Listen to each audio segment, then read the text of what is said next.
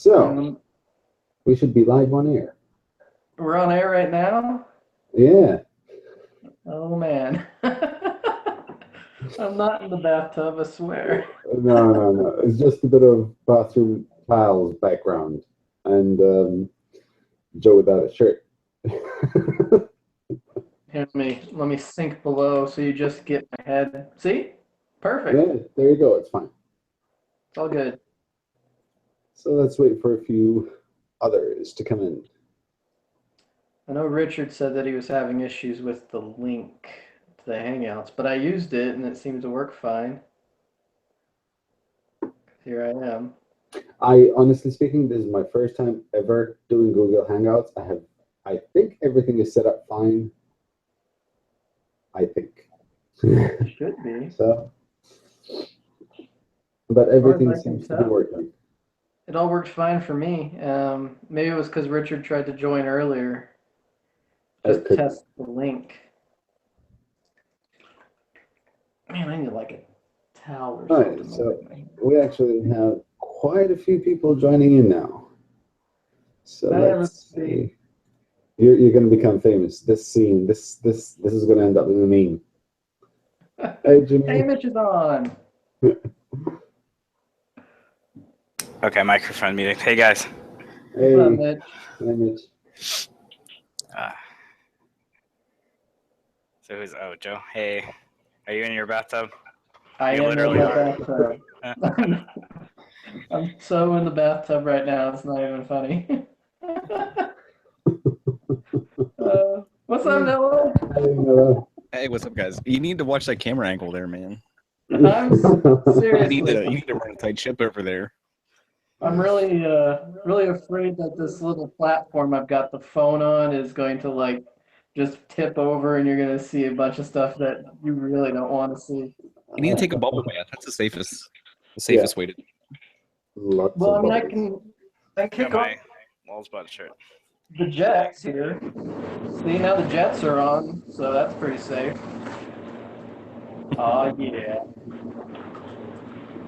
So we seem to have But then I can't hear a anything. lot of people joining in tonight.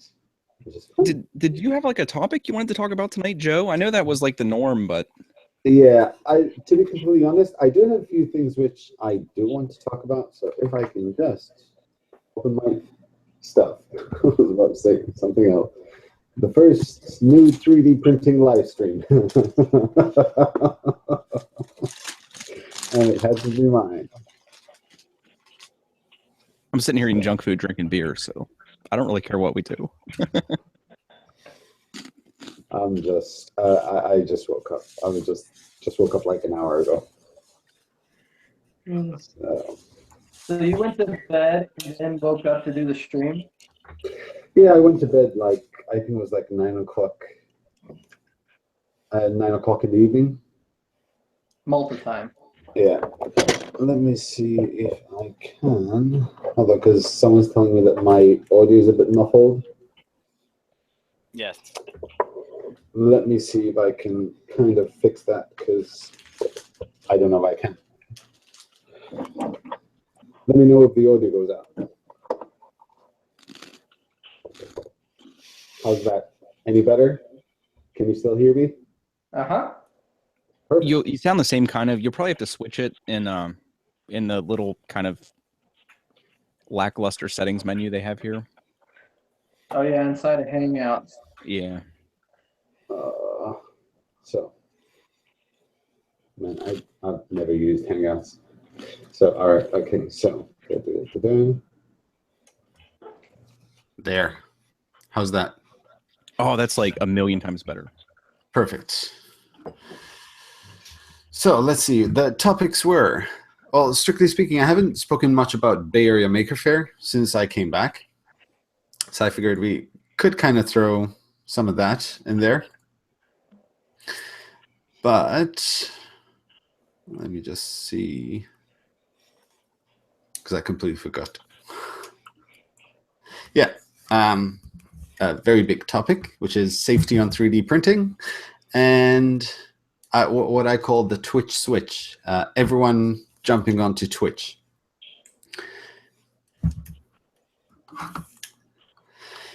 So how do you guys usually do this? We'll go around the table introducing everyone, their channels. Where can the guys find you? Basically, yeah. If you saw in the I think it's in the Google group. There's a copy paste thing that you can put everybody's links in the description whenever you get a chance. Then. All right. Then, so I just need someone to resend me that link. Sorry. I'll take care of getting it to you, Joe. Yes, please. Sorry for the delay for me getting one. Busy day. It's no worry, Matthew. That's a high angle. That works. Maybe. Perfect. Sure. So we have about 50 viewers at the moment. All right. Right. So who gets to go first? Everyone knows I'm the noob. Typically what we'll do, Joe, is if you look at the bottom of your Hangout, if you want to just call everybody out in the order they're in on your screen. Yeah. So we have Joe Mike Tarantella. We have Matthew. Your surname is not all there. We have Mitch and we have Nilla. So there's only like 5 people. I'm not very popular yet. But Joe's doing his thing in his bathtub. Yes, I am. Without any shame, I might add. Right. So we can start the discussion on Bay Area Maker Faire, which was an absolute blast for me. I think it was probably the biggest show, or I don't know if I can call it a show, actually. It was the biggest show and tell on Earth. I think that was the description they used. And by far, it definitely was. It completely blew my mind away. The sheer size of the Maker Faire is insane. I come from a country which is probably twice the size of Bay Area Maker Faire.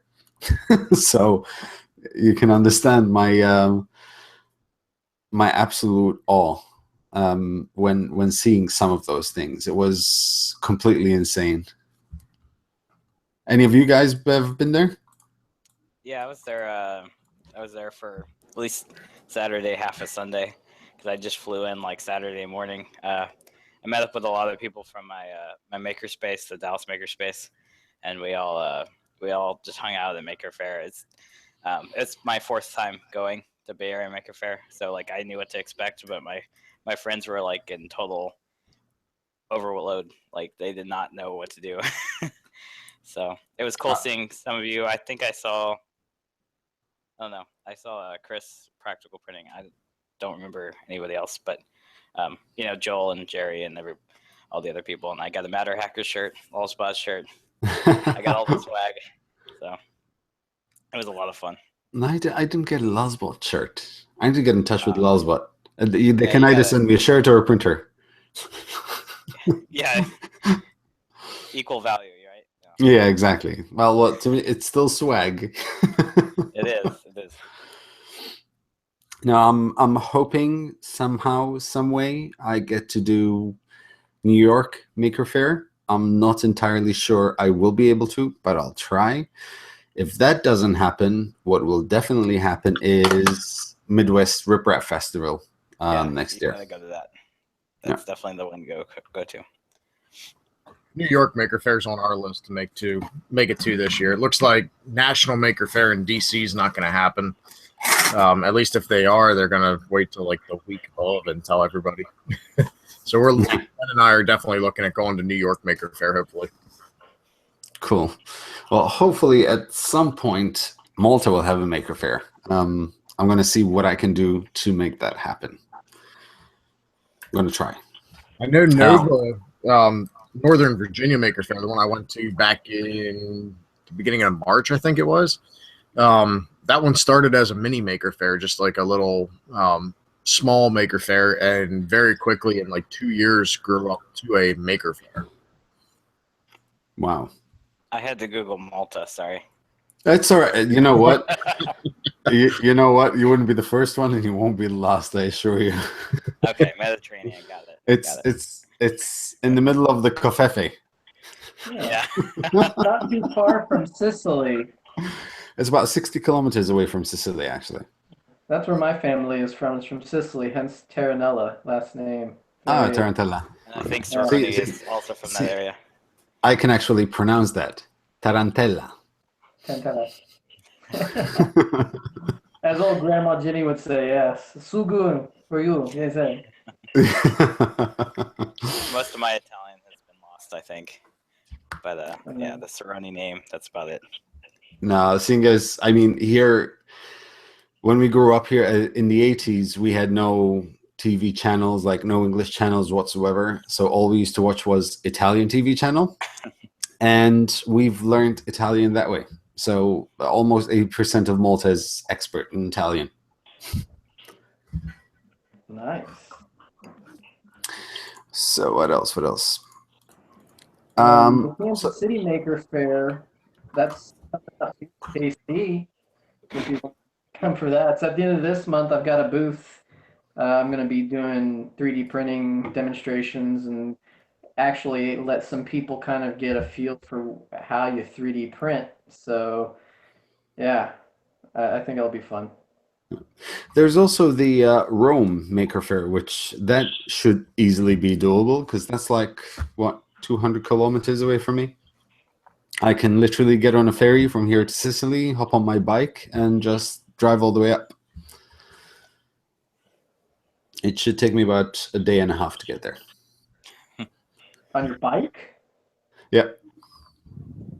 I do. I like to do overland travels with my motorcycle. Oh, that kind of bike. Got it. Yeah. No, it's not a push bike. It's not like a bicycle. No, man. Have you seen me? Like, They still got to motorcycles. Midwest. Yeah. In the Midwest, you drive everywhere, even if it's down the street to the Walmart. Oh no, trust me. Malta Yeah. is what, like 20 miles by 10 miles. We will drive 30 meters down the road to buy bread. Oh, Yeah. We because just you can't- so all my 3D printers are packed up right now. They're actually upstairs. We've been having a yard sale the last Thursday, Friday, and tomorrow yet. And my wife and I've got our little side business doing crafts and 3D printed stuff set up at the yard sale. So all the printers in the morning, they go outside, get set up. But my father-in-law had a electric scooter, just one of like the little kids Razor scooters. And the batteries are dead in it, and he's missing the charger. He wanted $5 for it, so I took it down back of the house and stuck it in the garage. I told my wife, I said, I got 2 car batteries. I was going to stick 2 car batteries on the deck, build another platform on top, and power the thing from those. So I said, we'll run down the street to get our pizza when we order pizza from the restaurant down the road. Yeah. No, it's we have that mentality here. So, but yeah, Rome Maker Faire is very doable to me. So getting to Rome from here, even by plane, is only going to cost me like maybe 100 euros, 150 euros.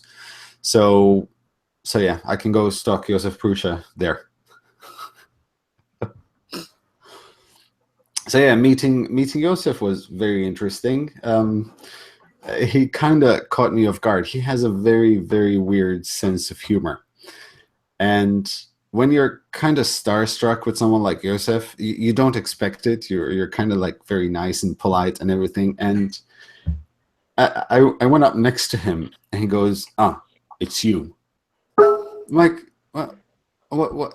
Yes, it's me. He's like, "You're giving me a hard time." I'm like, what the hell did I do? And he's like, "You like Chinese printers?" If they're good, I don't mind them. I'm like, what? And he kind of like walked off, and I was heartbroken. I was absolutely heartbroken, and I was almost in tears. When you So go, hey, you send me one of yours, and then we'll talk about which one. I do have one of his. Well, there you go. Like, So, like you're not Tom and making a Chinese version of his. Yeah, exactly. No, and then I left for like a few hours and went back, and I told him, like, can I have like 5 minutes of your time to ask you a few questions? Like, yes, of course. I told him, first of all, did I do or say anything to offend you? He's like, no. I'm like, so what the hell is that about? He goes, you're a big man. You can take a joke.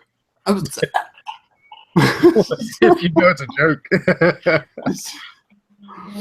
so yeah, no, and then it was fun because we had a couple of drinks at the hotel in the evening. We stayed talking about what's coming up or not, and yeah, he's a really cool guy. He's a really cool guy. Definitely, once I sort of eased into his sense of humor, then it was easy.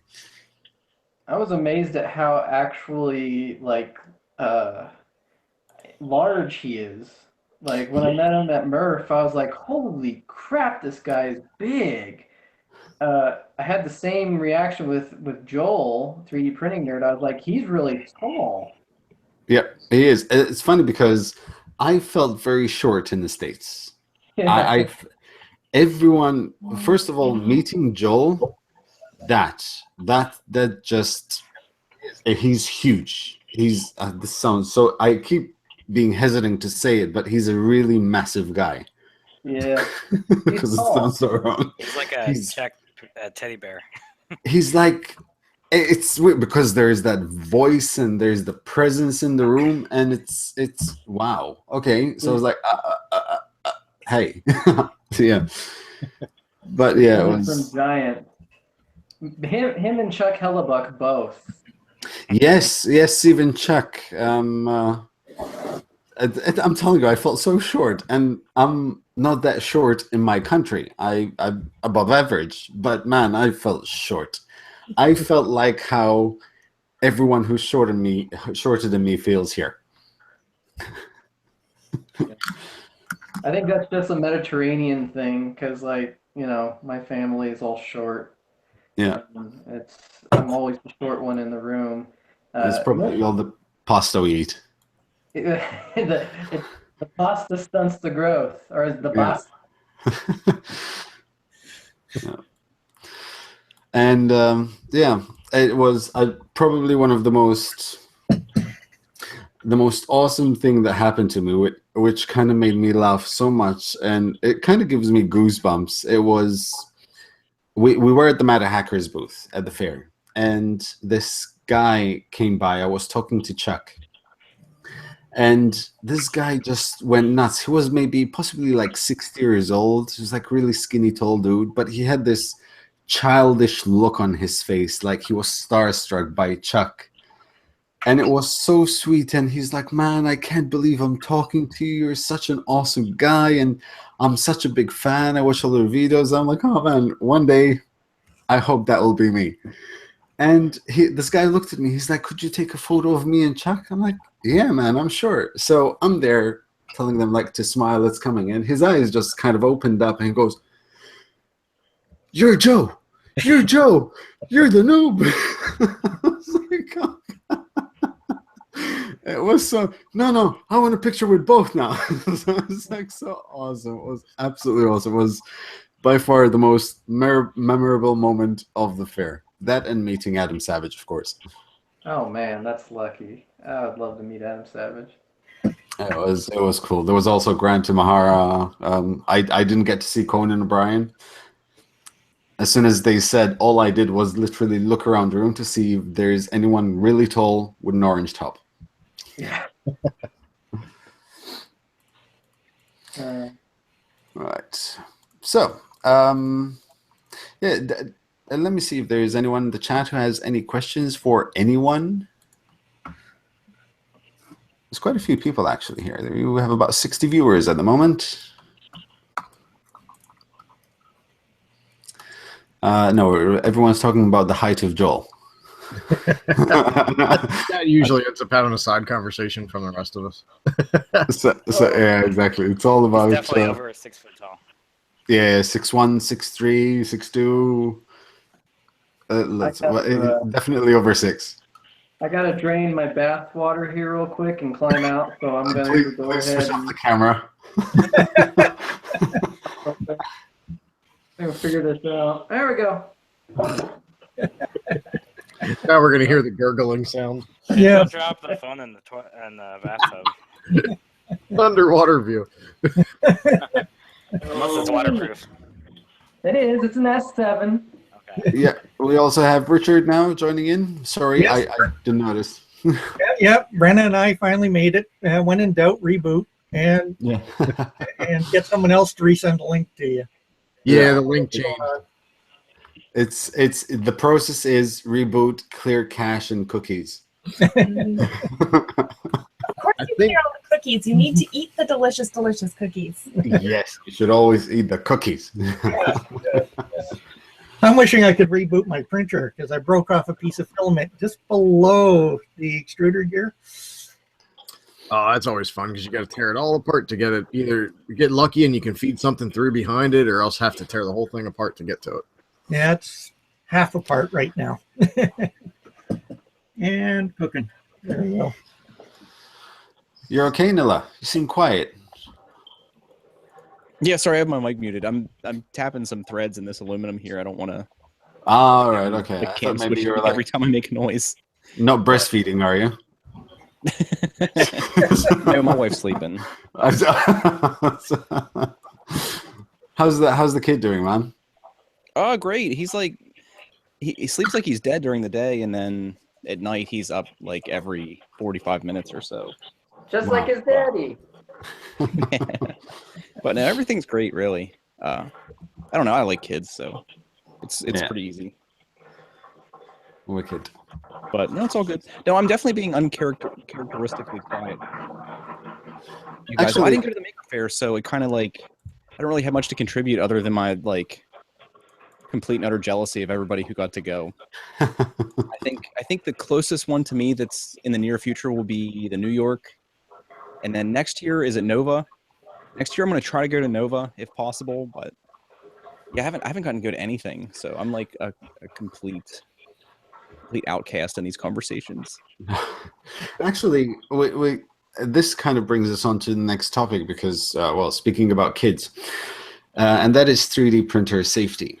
And something happened to me last week, and it kind of brought a lot of things into perspective on the channel. A 12-year-old kid sort of left a message on a comment on one of the channels saying like, "Hi, I'm 12 years old. I'm going to buy a 3D printer. Do you still have the discount code for the ANET A8?" And it instantly hit me that no way in hell would I want my 12-year-old kid to assemble an ANET A8 alone. And not because it's a bad printer, far from it. It's a great printer. I'm having a lot of success with it. But I don't think it's the kind of printer I would want to give my kid at 12 years old to assemble and play with. There's way too many risks involved. And I think this is something that needs to be tackled. I know Preston at Press Reset recently mentioned it. He did a video about it. And I figured we'd talk a bit about it and see what you guys think.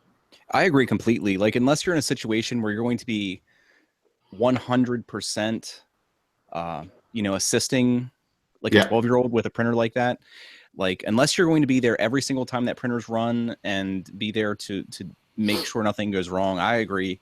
You do not want 12-year-olds or anyone even a little bit older than that really messing with mains voltage or any of those. Like, there's a little bit of soldering you have to do with a lot of those kits, and that's a bit much to have someone very young and inexperienced doing, because the repercussions of doing it wrong are extreme. Yes, absolutely. I completely agree. And the thing is, I remember I used to tinker quite a lot when I was a kid, 13, 14. And I remember once getting electrocuted like to Kingdom Come. And I swore to myself that I will never try inserting a wire directly into a wall plug ever again. At least your grandfather didn't do that to you on purpose. He did that to teach me the electric.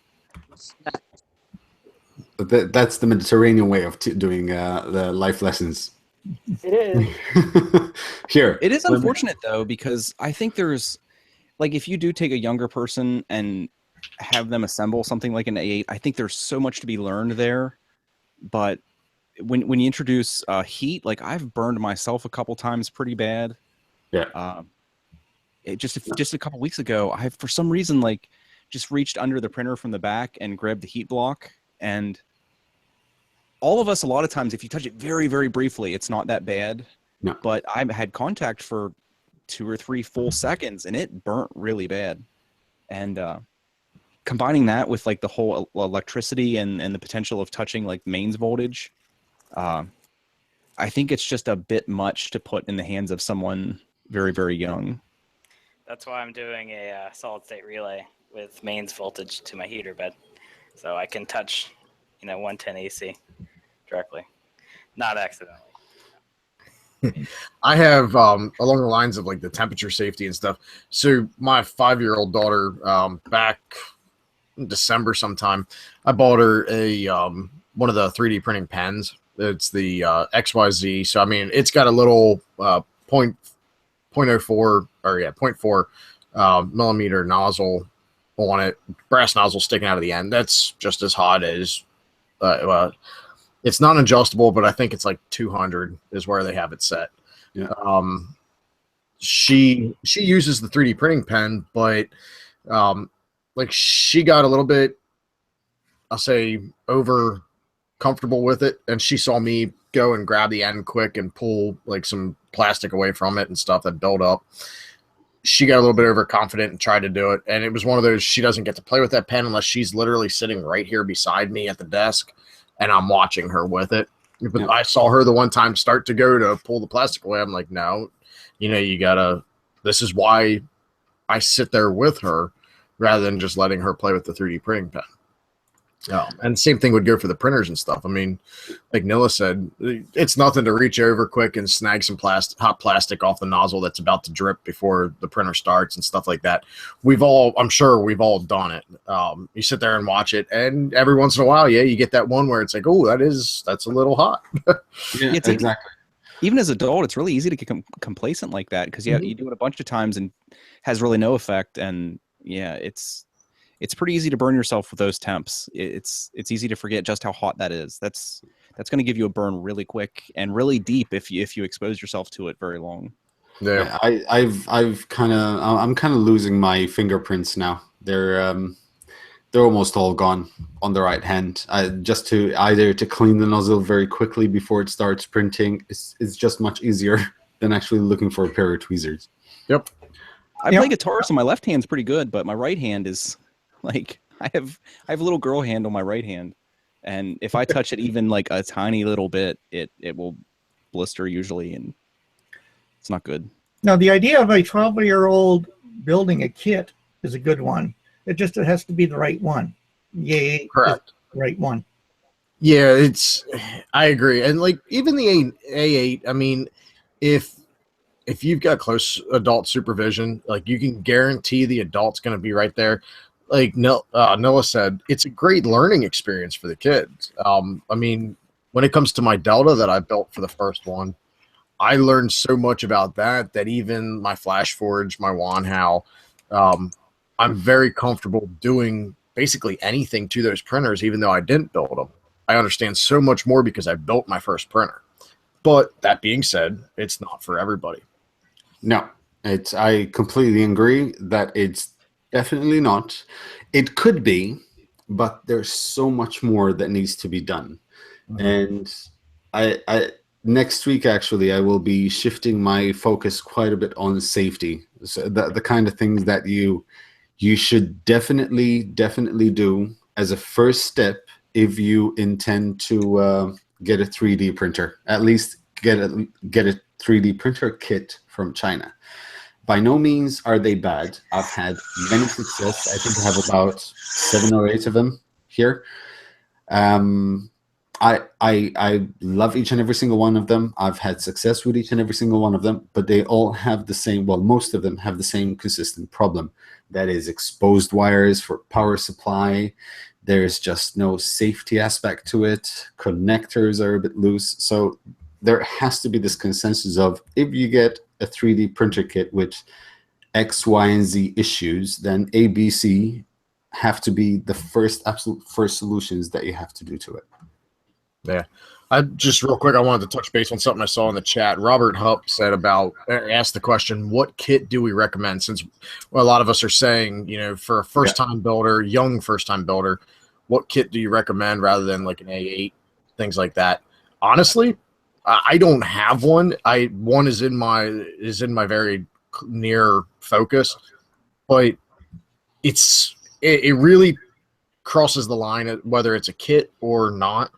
I'd say the CR10 because it's hard to really it's hard to really determine like what you'd consider a kit, because like the Trinus I would hand to a relatively inexperienced person, not worry about them killing themselves with it, because everything's so like modular and encapsulated, and even like the connections you have to make have nice little plastic connectors that you really can't touch. I mean, you could, you'd kind of have to work at it, but I don't know if most people would really consider that a kit. Like we're talking like the A8 and like my MK2 and stuff.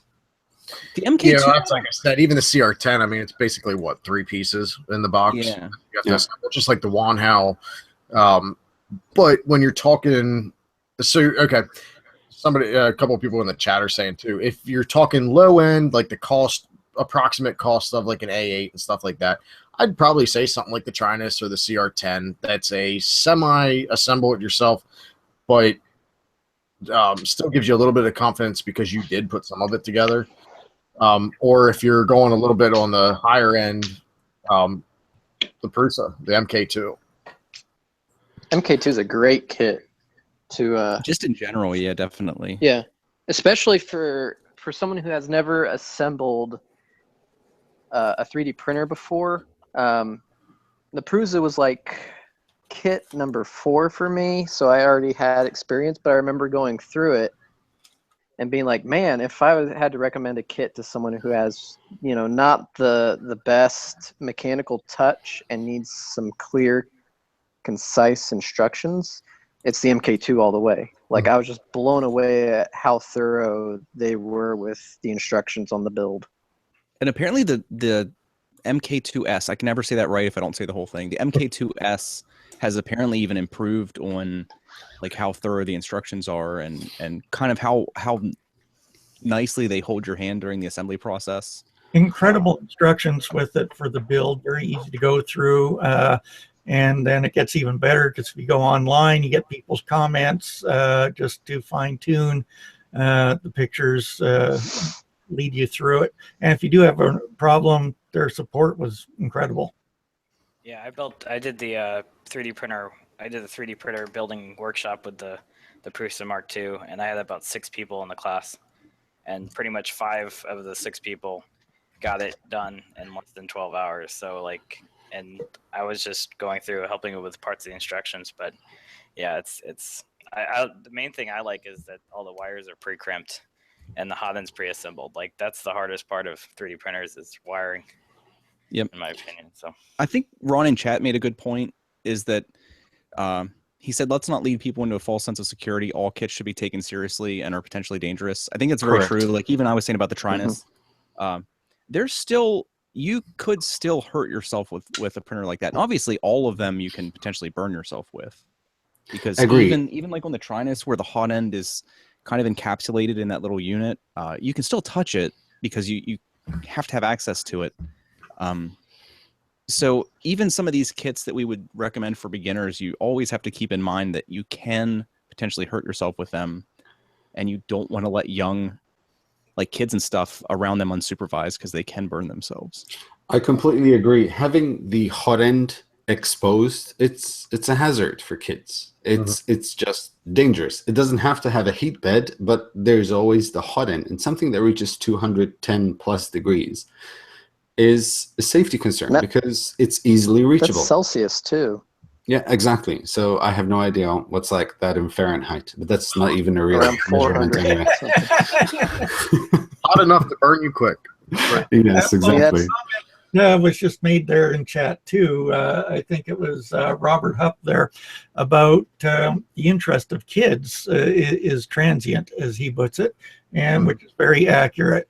And depending on the age of the kid, perhaps the first printer would be one of the very inexpensive ones, and some are coming on the market now. I guess in Europe you have, is it Kodak or who just brought one out? Yeah, Kodak. Something low cost, get into it. If it's really interested, okay, now let's put a kit together. Right. No, and the thing is, there are quite a few companies who have taken the kid-friendly approach. There's the Yeehaw printer. There's also, That's a great name. Yeah, Yeehaw. Flashforge has a kid's printer as well. I forget what the name of it is. Which one? Sorry. Flashforge has the Dreamer, was it? No, it's not the Dreamer. That's the 32-bit version of the Creator. Crap, what was it called? There's one for sale up the road from me. I know that have safety features that try to like help kids. Like I know some of those have fully enclosed build areas, and I know at least one or two of the printers for kids that I've seen have a locking door that basically, while the hot end's at temp, you can't actually access the inside of the build chamber, which I think is a good feature. Yeah, I think along the lines of kids' attention spans being transient, which I have to agree with. I mean, my daughter, okay, you're talking a 5-year-old. Obviously, you're not buying a 5-year-old her very own 3D printer, but there's weeks where she's got interest in my printers. Other weeks she could care less that we even have them. A nephew of mine that I gave basically unfiltered access to my TiVo Tarantula for him to model and create projects and stuff.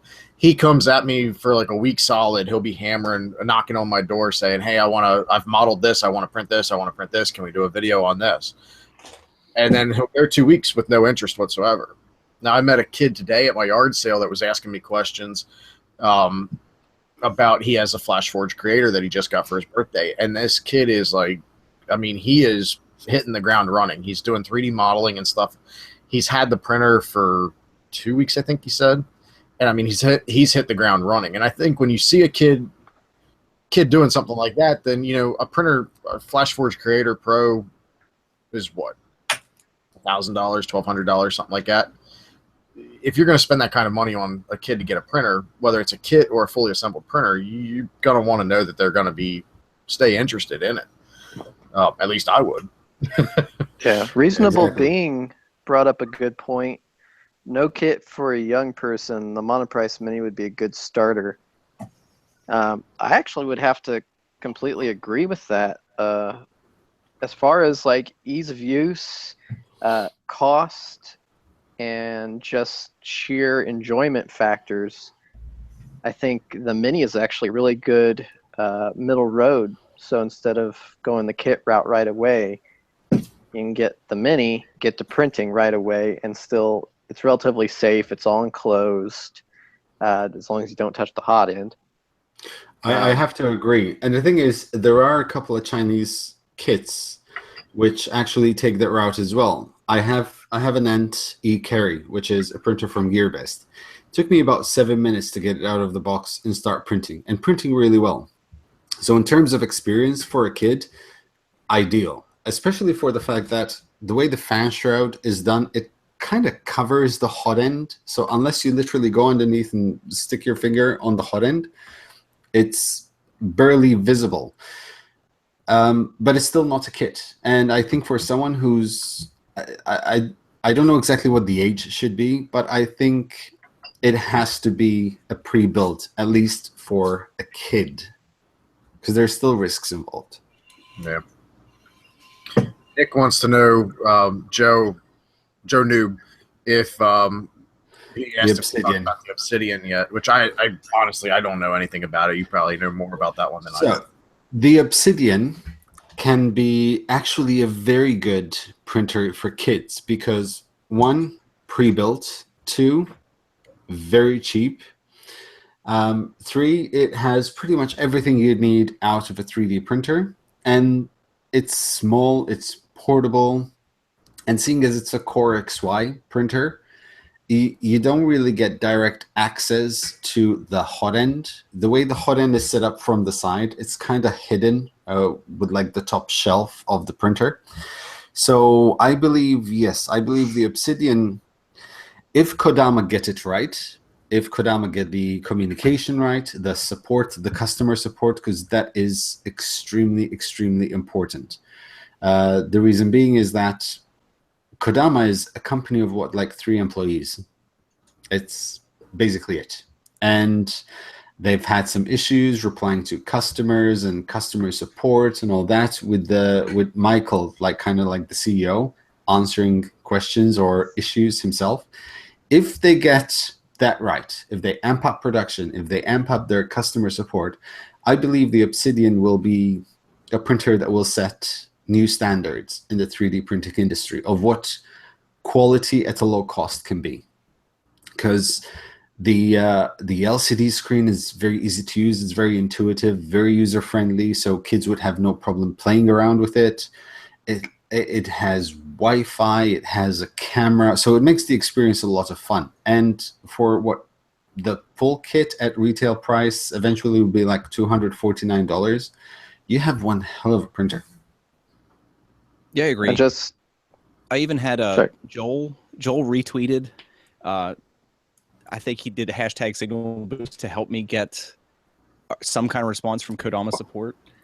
They're fantastic when you get them to reply, but yeah, you can tell they are absolutely swamped with tickets in their support system. Yes, I completely agree. And even when because I spent a couple of hours in downtown LA talking to Michael and playing around with the Obsidian, because they had a couple of pre-production models. And he said that he has to jump in doing tickets himself because there are like 3 people and one of them is about to leave, so they have to replace him. So it kind of brought things into perspective, saying like, how many thousands of units have been sold? And I'm guessing people will have issues. They will always have issues. And for 2 or 3 people to have to handle thousands of queries, it's mind-blowing. Because I know they've been prioritizing tickets. They're actually not handling them as they come in, from what I understand. They're handling them by level of severity. They're trying to make sure everybody has a functioning printer first, and then are kind of supposedly moving on to some of the less pressing issues. But I think, like the Trinus, I haven't really used my Trinus much because I'm still waiting on some replacement parts because I bought it used. But like you said, I think they have the potential to set some new standards on what you expect to get for your money when you buy a printer, because like the Trinus, I feel like I could play soccer with that thing and then set it back on my bench and print with it. Like, it's just built so it's overbuilt. I mean, it's an incredible little machine. So if the Obsidian is anything like it is, it's probably going to be pretty fantastic. No, in terms of looks, I mean, you can tell that Michael from Kodama used to work at Apple. The design cues of the Obsidian, they just look, it's a very clean machine. So hopefully, actually, I should be getting the pre-production unit in about a week or 2 to play around with. And it looks very clean. I don't think it'll be as solid in terms of construction as the Trinus. I think not even industrial grade CNC machines are actually that well built, to be completely honest. But it looks solid, reliable. So I'm definitely looking forward to it. And as they said, the price point, because a lot of people think it's a bit of a gimmick. It's like, okay, $49. They will be losing a lot of money on the $49 super early bird. But they do that in order to gain momentum. Then you have the $99, which they're still losing money off of. It's the upgrades that make the money. So yeah, it'll be very interesting to see how it goes. Right. We got Chuck Hellebuck's in the chat. He said, any printer under $300, basically there is no tech support. Pretty much, no matter which one you buy, almost. It actually makes sense, to be completely honest. Oh, yeah. because no matter how much you sell, no matter how many printers you sell at that price, the profit margin is minuscule. And unless you sell you produce filament as well to make money, it's going to be very hard. I'm not saying they're not making money off the Trinus. They are, but not on the Trinus itself. Right. On the extras and the kits, they sell part of that. Right. I think most of your. Go ahead, Sorry, Joe. go ahead, Matt. I think when it comes down to like the sub $300, or let's say even the sub $500 printer market and tech support, I think you'll find that the communities for those printers are huge. Yeah. So if you look at the ANET series, or you look at Folger Tech, you look at even Hicktop, these Facebook groups that are out there and forums that are out there, you've got lots of people who have a knowledge base, who have had the problem that you've probably had and have worked around it or fixed it. So it's almost a community tech support in that price spectrum. Actually, Non-Productive has put a good point. There are obviously exceptions to this. Now, the thing is, the Emotion Tech Micro Delta rework, it's a French company, which I reviewed their Delta. It's like a $300 little Delta, but their customer support is probably, it's just glorious. It's almost perfect. And it's not just me, it's anyone. I mean, there has been people who've had some issues with the printer, and they go way above and beyond in terms of trying to sort out what the problem is. And but I don't know if that's because it's a European company, so they have to abide by certain regulations and so on and so forth. But yeah, I have to agree. Anything that's under 300 it starts getting iffy, and you have to rely on the community that has been built behind it. And probably that's why they're cheap. Yeah. Sure. And a lot of the cheap printers do have that. They do have a tendency to have huge communities just because there ends up being so many people that have them. Like Kodama, the Trinus has a great community. Actually, has several little communities. I think it's tough for companies because at the same time, the cheaper printers probably, if you'd look at it, have a tendency to attract people that don't have a ton of experience and tend to need more customer support than the average user. Like I can't imagine how many people end up having problems with like the ANET A8 just because they're not experienced and end up contacting the company. And like, I just can't imagine how many like customer service calls and stuff they get. Yeah. Compared to like, you know, a $2,500 printer. I've been talking the last couple of days with having the yard sale and having the printers out front and stuff. There's a more or less a warehouse across the street from me that's houses multiple businesses. I just found out yesterday that the one business that's in that building they make and assemble circuit boards.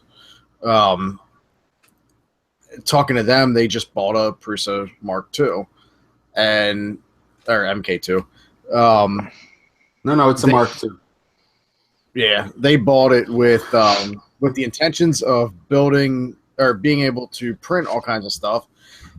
And they said they got it, and basically they're not using it. They don't know what to do next with it. And I told him, I said, look, I said, I'm into electronics and stuff. I'll trade you some technical support, local technical support with it for when I get a custom circuit board or something, get you guys to make it for me, and I'll trade you tech support for it and like kind of guide you along on like here's what you can do. Because they were over looking at the yard sale. I had 3D printed stuff that I've designed and made up for sale, and they were overlooking at that stuff, and then I started talking to them about like the practical things that I've done with it. But yeah, I always, when somebody asks me what printer should I get, I always tell them first thing, go look and see what kind of community you can find for it. Yeah. Look on Facebook, look on the Facebook groups, just search for that printer name and see what kind of community is behind it. No matter what kind of technical support the company actually provides, the community is like that's where it's at. Now, like Prusa, a couple of them have good technical support, but you're paying for it. Exactly, and that is why the Prusa is the price that it is. It doesn't cost that much, but there has to be the backup of the company behind it. Yeah, it's just like, I mean, at least here in the States, like years ago, hell, 12 years ago or so, somebody would ask you what computer should you buy, you'd tell them a Dell, because Dell had amazing technical support. The problem is you saw the same thing happen with personal computers just over a longer time span. They went from being $1,000 a machine down to $200-$300. How'd they get there? It's not because they lessened the hardware. It's because they lessened the technical support. Yeah, you have like no support or support that you may not be able to understand. You're not paying for parts. You're paying for people. Right. That's what it boils down to. Which is tough to explain to people unless they've been in that situation. Like, it seems like wasted money until you need help. And then you're like, oh, I get what everybody had been saying now. Yeah, exactly. I don't know how to solve this problem that I have. Oh, yeah. The thing is, sometimes when you have a problem, you might get a very, very quick response. Might not be the response you wanted, but at least you'll get someone on the other end straight away. Like, I'll give you right in front of me, there's a TiVo tarantula now. I actually have a TiVo tarantula in the office. So I remember watching Angus's videos on this, and him telling on the camera that the instructions were like 2 pages long. So I thought to myself, this should be interesting, because TiVo reached out. But as soon as I opened the box, there's like, it's like probably like a 1 centimeter thick manual, you know. So it kind of brings to the point, okay, printers are cheap. The community is actually very big for TiVo. It's a massive community, and it's a diehard community. But then there's also the factor of companies listening to their customers to improve their products. So it all depends on the company and what they're willing to do to help the community behind their printers. Because it's easy, like, for example, for the ANET.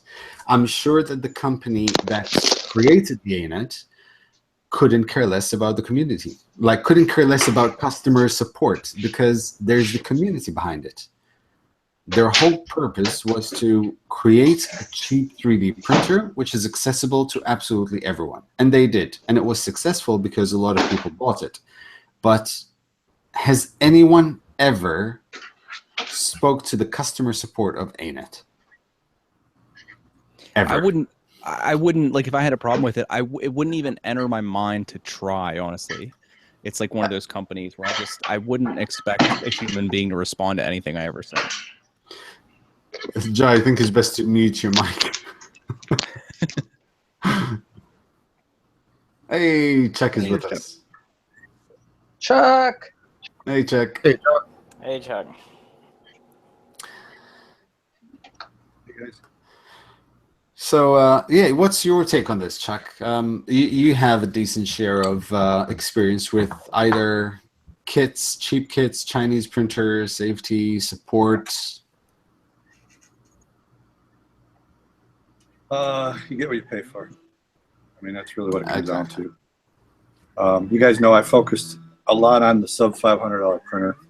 That was my goal, because I knew it, just like computers. Computers started out $5,000 down to $2,000, then eventually under $1,000, and they slowly got better. But I knew we were ahead there at some point. But that's why I wanted to see how good you could get, and they've gotten better and better and better. But at the end of the day, you can only go so low, and the cost is going to kill you. And tech support with anything, especially 3D printing, needs a lot of help, and that takes people and that takes money. So yeah.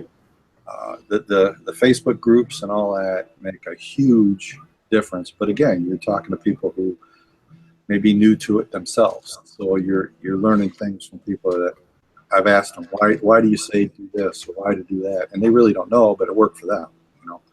Yeah. So getting a hold of the companies, yeah, is really, really tough in many cases. And that's what you get. You pay for that, that's what you get.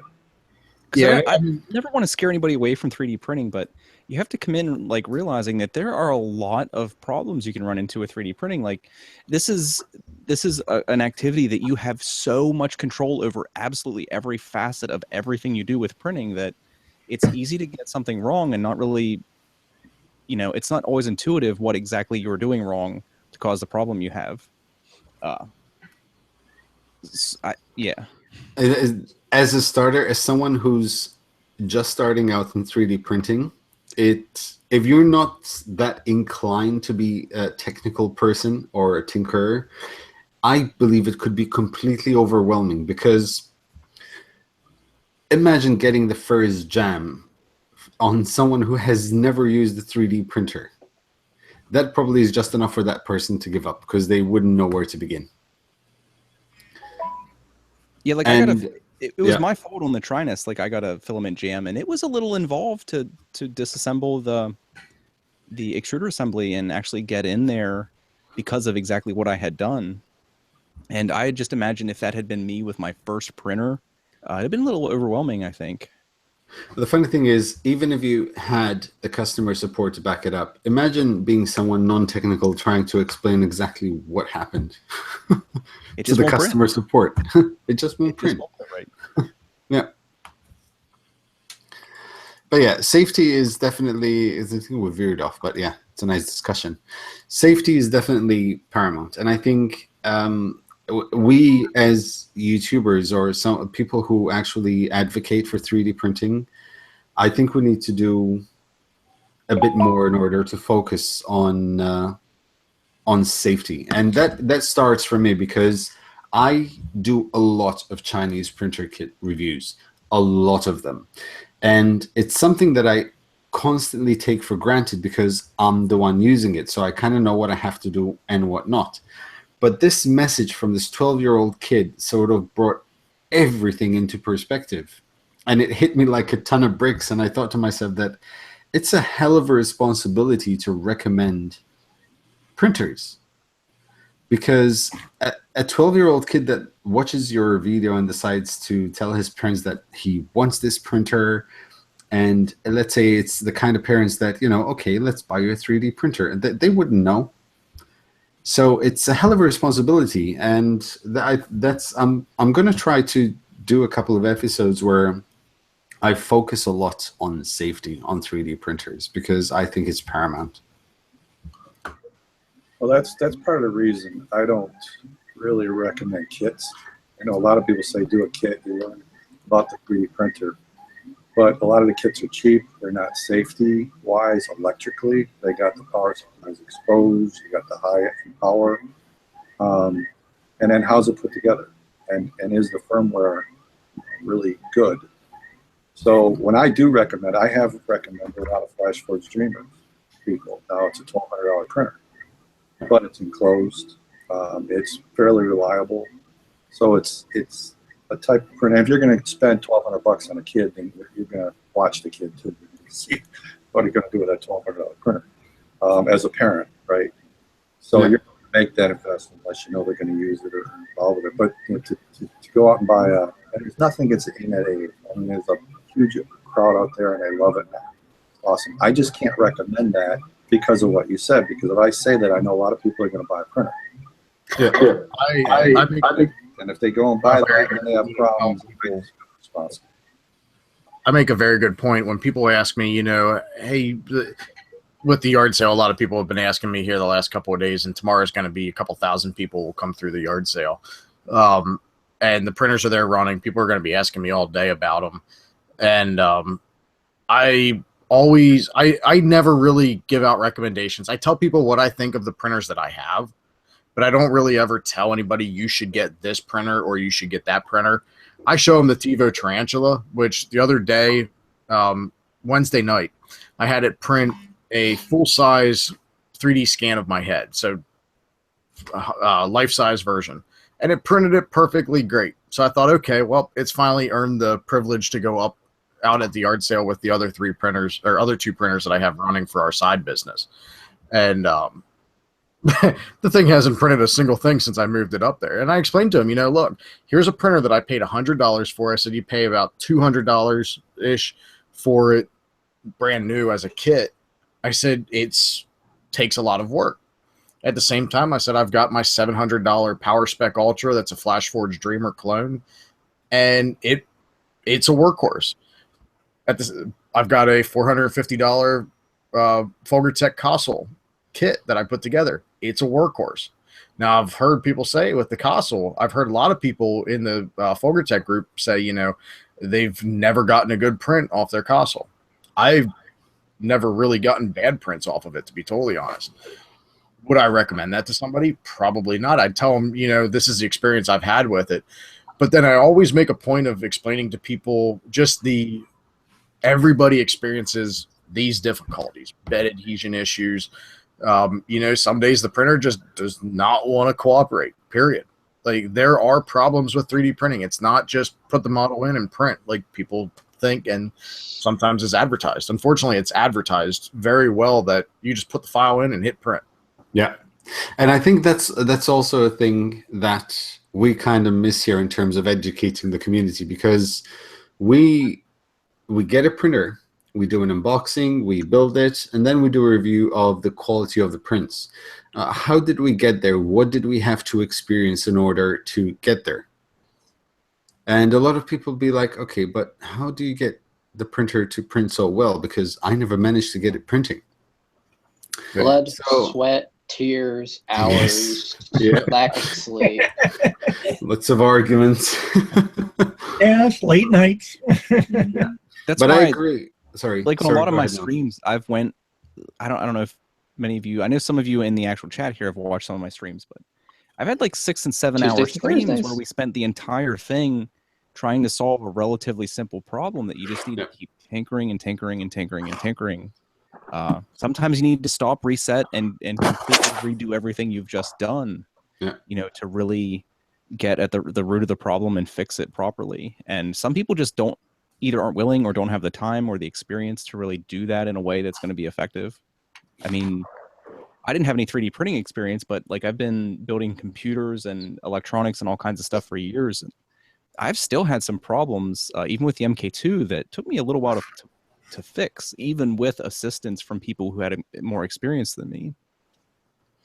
No, I agree. And the thing is, it's the same thing as everyone else. I don't think I've ever recommended a printer. It's always like my experience of how I find this printer, and then it's up to the people to make their own decisions about it.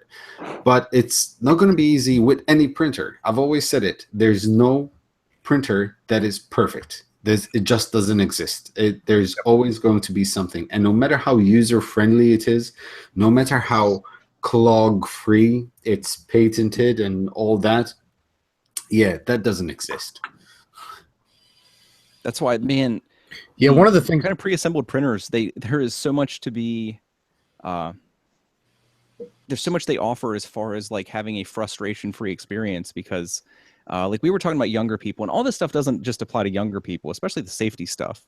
12-year-olds no more susceptible to mains voltage than a 90-year-old.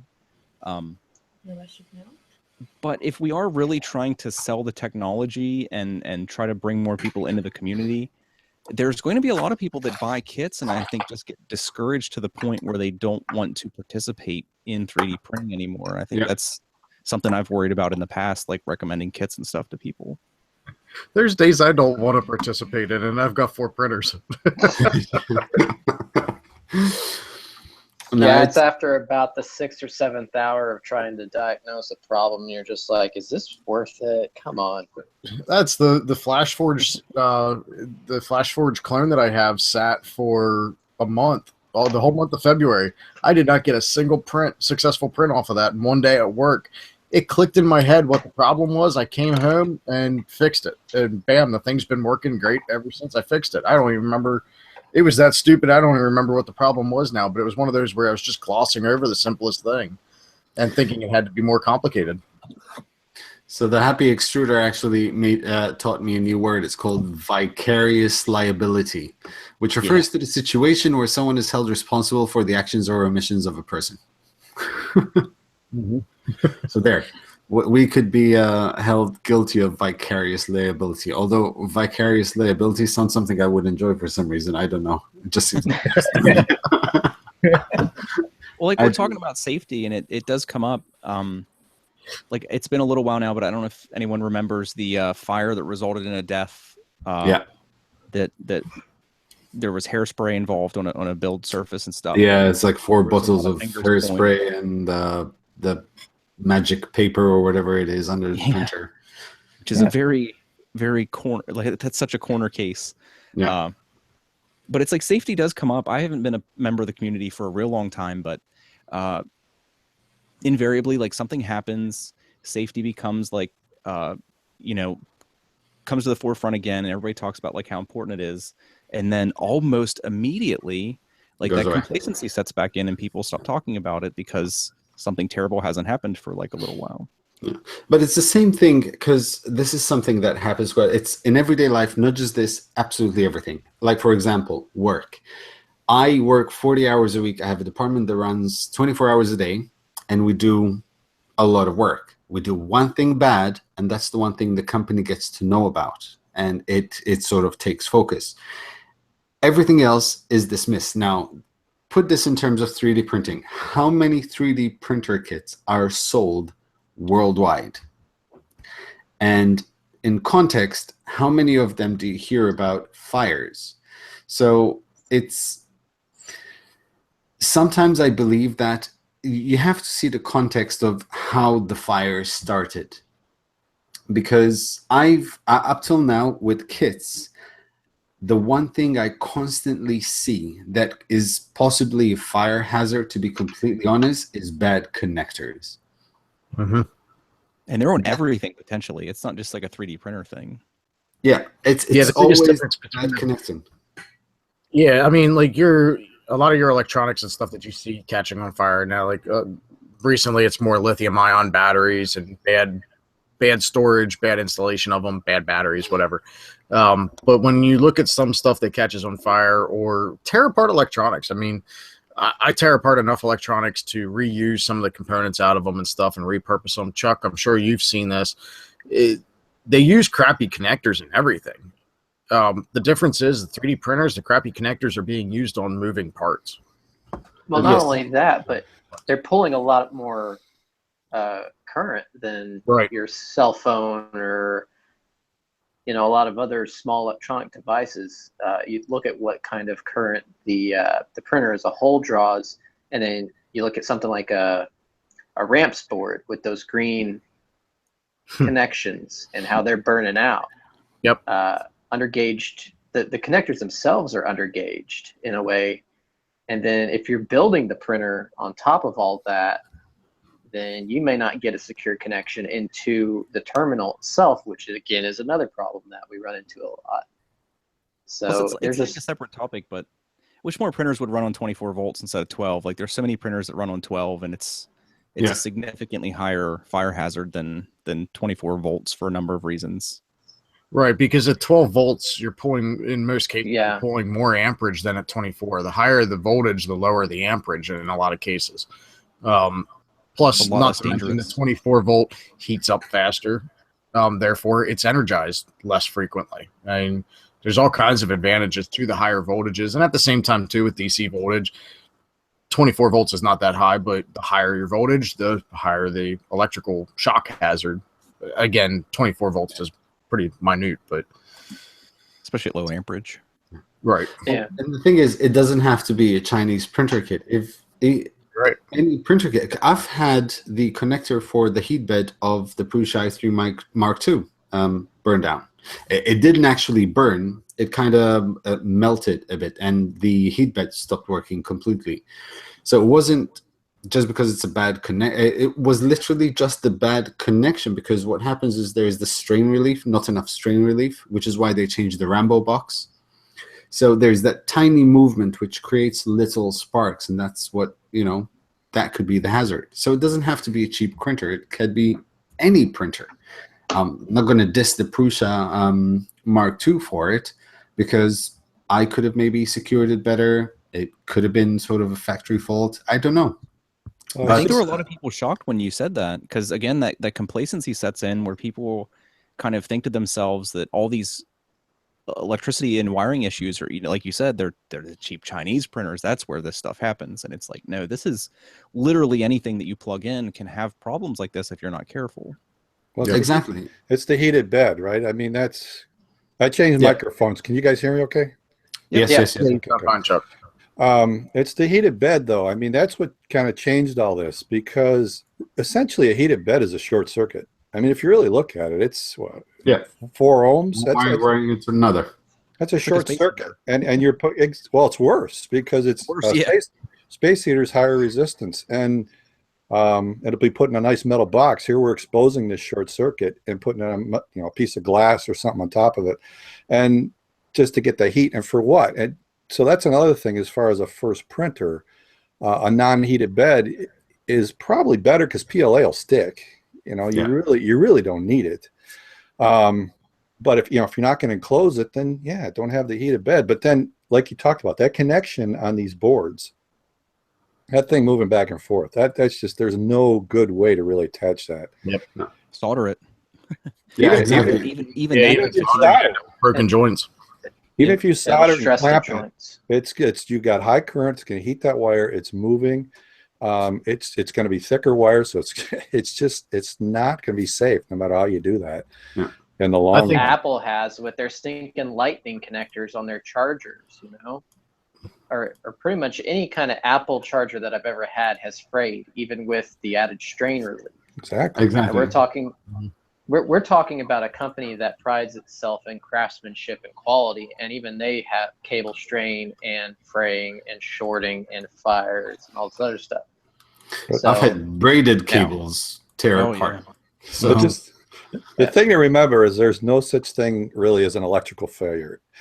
Voltage always equals current times resistance. I mean, it just always works that way. Anytime you have electrical failure, it's a mechanical failure. Either the insulation broke down, the wire broke, something overheated because the plastic package couldn't handle it. It's some kind of mechanical failure, and that takes a lot of engineering. Yep. And Well, one of the things I've thought about, and I've got it on a list for topics, and Joe Noob, I know you're focusing more on safety with your upcoming videos. There's not a lot of printer maintenance videos out there. no, there isn't. Even Joel had videos where, what was that? The first bender he printed on the G-Max. When it was done printing, he shook it, and there was a screw from his printer that fell out because he hadn't tightened it. Yeah, actually, there's something that's going to come up on the channel. I spoke to a company who's willing to sponsor a series on the channel, and that is, it's the sort of the ultimate noob guide to 3D printing. As I mentioned before, we as YouTubers tend to get the printer, unbox it, build it, and start printing and show off the prints and then do a review. But no one is there telling anyone, okay, you opened the box or you chose your first printer, the printer came, what do you do? What do you check? What do you have to do for safety? How do you calibrate a printer? What does calibration mean? How do you maintain a printer? And it's going to be a series of, it's going to take at least 2 or 3 episodes before I get to actually printing something. Because I believe there has to be a very good detailed process of how to start or when to start printing with something until you've troubleshooted pretty much everything, or rather than troubleshoot, check absolutely everything about a printer. The Attn carrier, mentioning it again, it printed right off the bat outside of the box. But as soon as I stopped the first print and started looking at it, I'd start to have loose screws everywhere, burrs weren't tight, a few things were moving here and there. So that has to start being also a focus, and not just showing off 3D printers and the quality of the print. See, there are some videos I've seen. Go ahead. To the next step to that is, okay, now you've started printing. How do you care for it? Yeah, exactly. The care and feeding after you get going. Tom There are did a short videos video about on that. maintenance and stuff, but almost every single maintenance video I've seen about how to periodically check your printer, the focus is print quality. It's not really don't burn your house down. It's nothing about else. like how to keep your prints like at a high level of quality, and it's not really like I feel stupid for not making a video because every month or so I pop my Rambo case open and double check all my connectors. And I do feel like I kind of dropped the ball. Like I should have.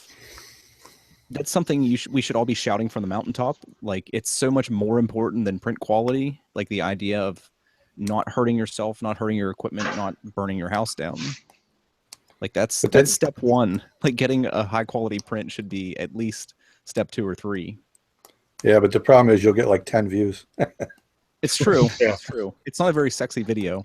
I mean, I did that one where I showed how to properly, at least in my opinion, how to properly wire the power supply, and it did okay, but I'm still getting a lot of people questioning it, showing up late and going, "This isn't right."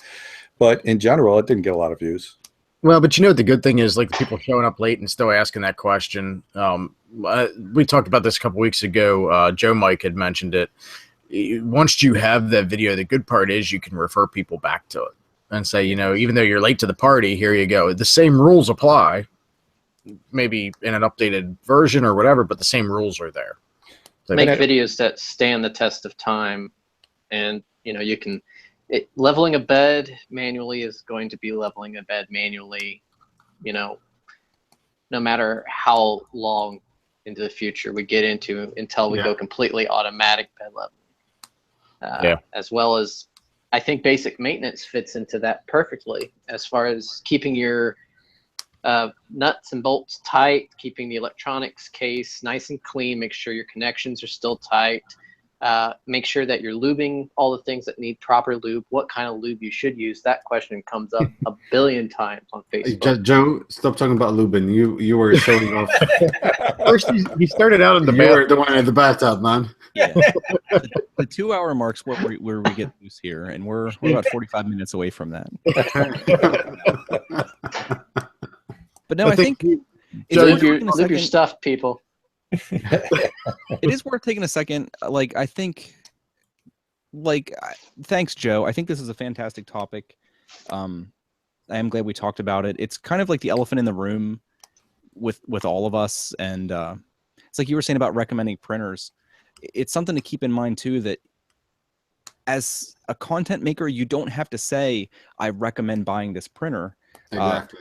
Often, just like I know I'm guilty of it, like with the A8, you say this, I like this thing, this prints well.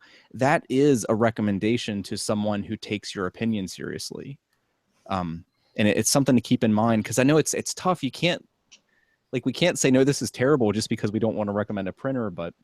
Exactly. And the thing is, it's funny because it really kind of shocked me when I was in the US talking to people, how much certain people kind of take to heart whatever you say. Because you have your fans and you have the people who kind of look up to you, and whatever you say becomes kind of law. So you have to be so self-conscious about how you formulate words, how you put things, and it's very, very, very important that going forward, at least in my opinion, for me, that I need to set out the aspects of safety in every single printer review I do. That's part of the reason I've backed away from reviews. I don't have enough room. My garage is a mess right now anyway, but it's just part of the reason I backed away, because I started to realize that what I recommended maybe 6 months ago isn't really worth recommending again, but yet that's video still there. Do I take that video down? Do I do a re-review of it? And I started to realize how much people were actually listening to that. How many people bought printers? They'd say, hey, I bought this because of you, and I'm having this problem or that problem. I'm like, oh my God, I didn't realize people were doing that. And I like doing the projects anyway, what you can do with your 3D printer. So I kind of shifted, but part of it was that reason. I didn't want that responsibility. Right.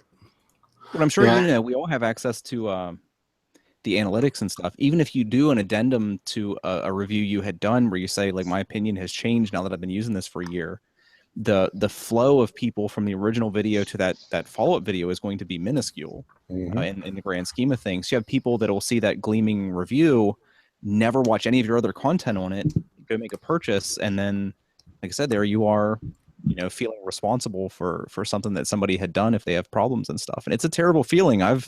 My channel isn't very big, and I've already been in that boat with the MK2. Well, people don't have the same experience as me, and it's like I feel horrible because I had a great experience and they didn't, and I feel like it's my fault. Well, that was the whole Da Vinci thing. I mean, I started with the Da Vinci's and XYZ printing, and I didn't know any better. It was good printers for what I knew. But as I got into it more, learned more about the company and how they were treating people and stuff, and then how they treated me, I was like, I can't recommend these guys anymore. And that's why they kind of drifted off my channel. I still got the videos are there to help people who have that printer, but there were so many people that bought that because of me. And then I actually put it in my book, Beginner's Guide to 3D Printing, which I know I've taken that down. For all that reason, because I just cannot recommend that company and how they treat people and then their printers. And so that's still a tough one. I want to take those videos down, but it really pulls the rug right out of my channel as well, the views and everything else. Plus some people are getting benefit from some of those videos, but that's a tough call. So it's something I've had to fight, and that's why I've backed off, not completely, but I've backed off. Only select printers is what I'll review now. It is interesting that came up because my MK2 review has been in the works for like 6 months, and I never feel like I'm okay with that video going up, because every day that passes, like, my opinion on one thing or another changes slightly. And it eats away at the back of my mind that, a year from now or 2 years from now or even 5 years from now, like, people are going to potentially watch this video and they're going to get a dated version of my opinion of this thing. And I just, I actually have to agree. Just feels like so much responsibility to do an actual, like, review video. It just scares me away from actually ever uploading it. And I've spent a ton of time doing that video, and it's sitting here on my computer, like, basically ready to go. And I'll pick it up every couple weeks and change something, add a little bit of updates and stuff to it. And I just cannot bring myself to upload it.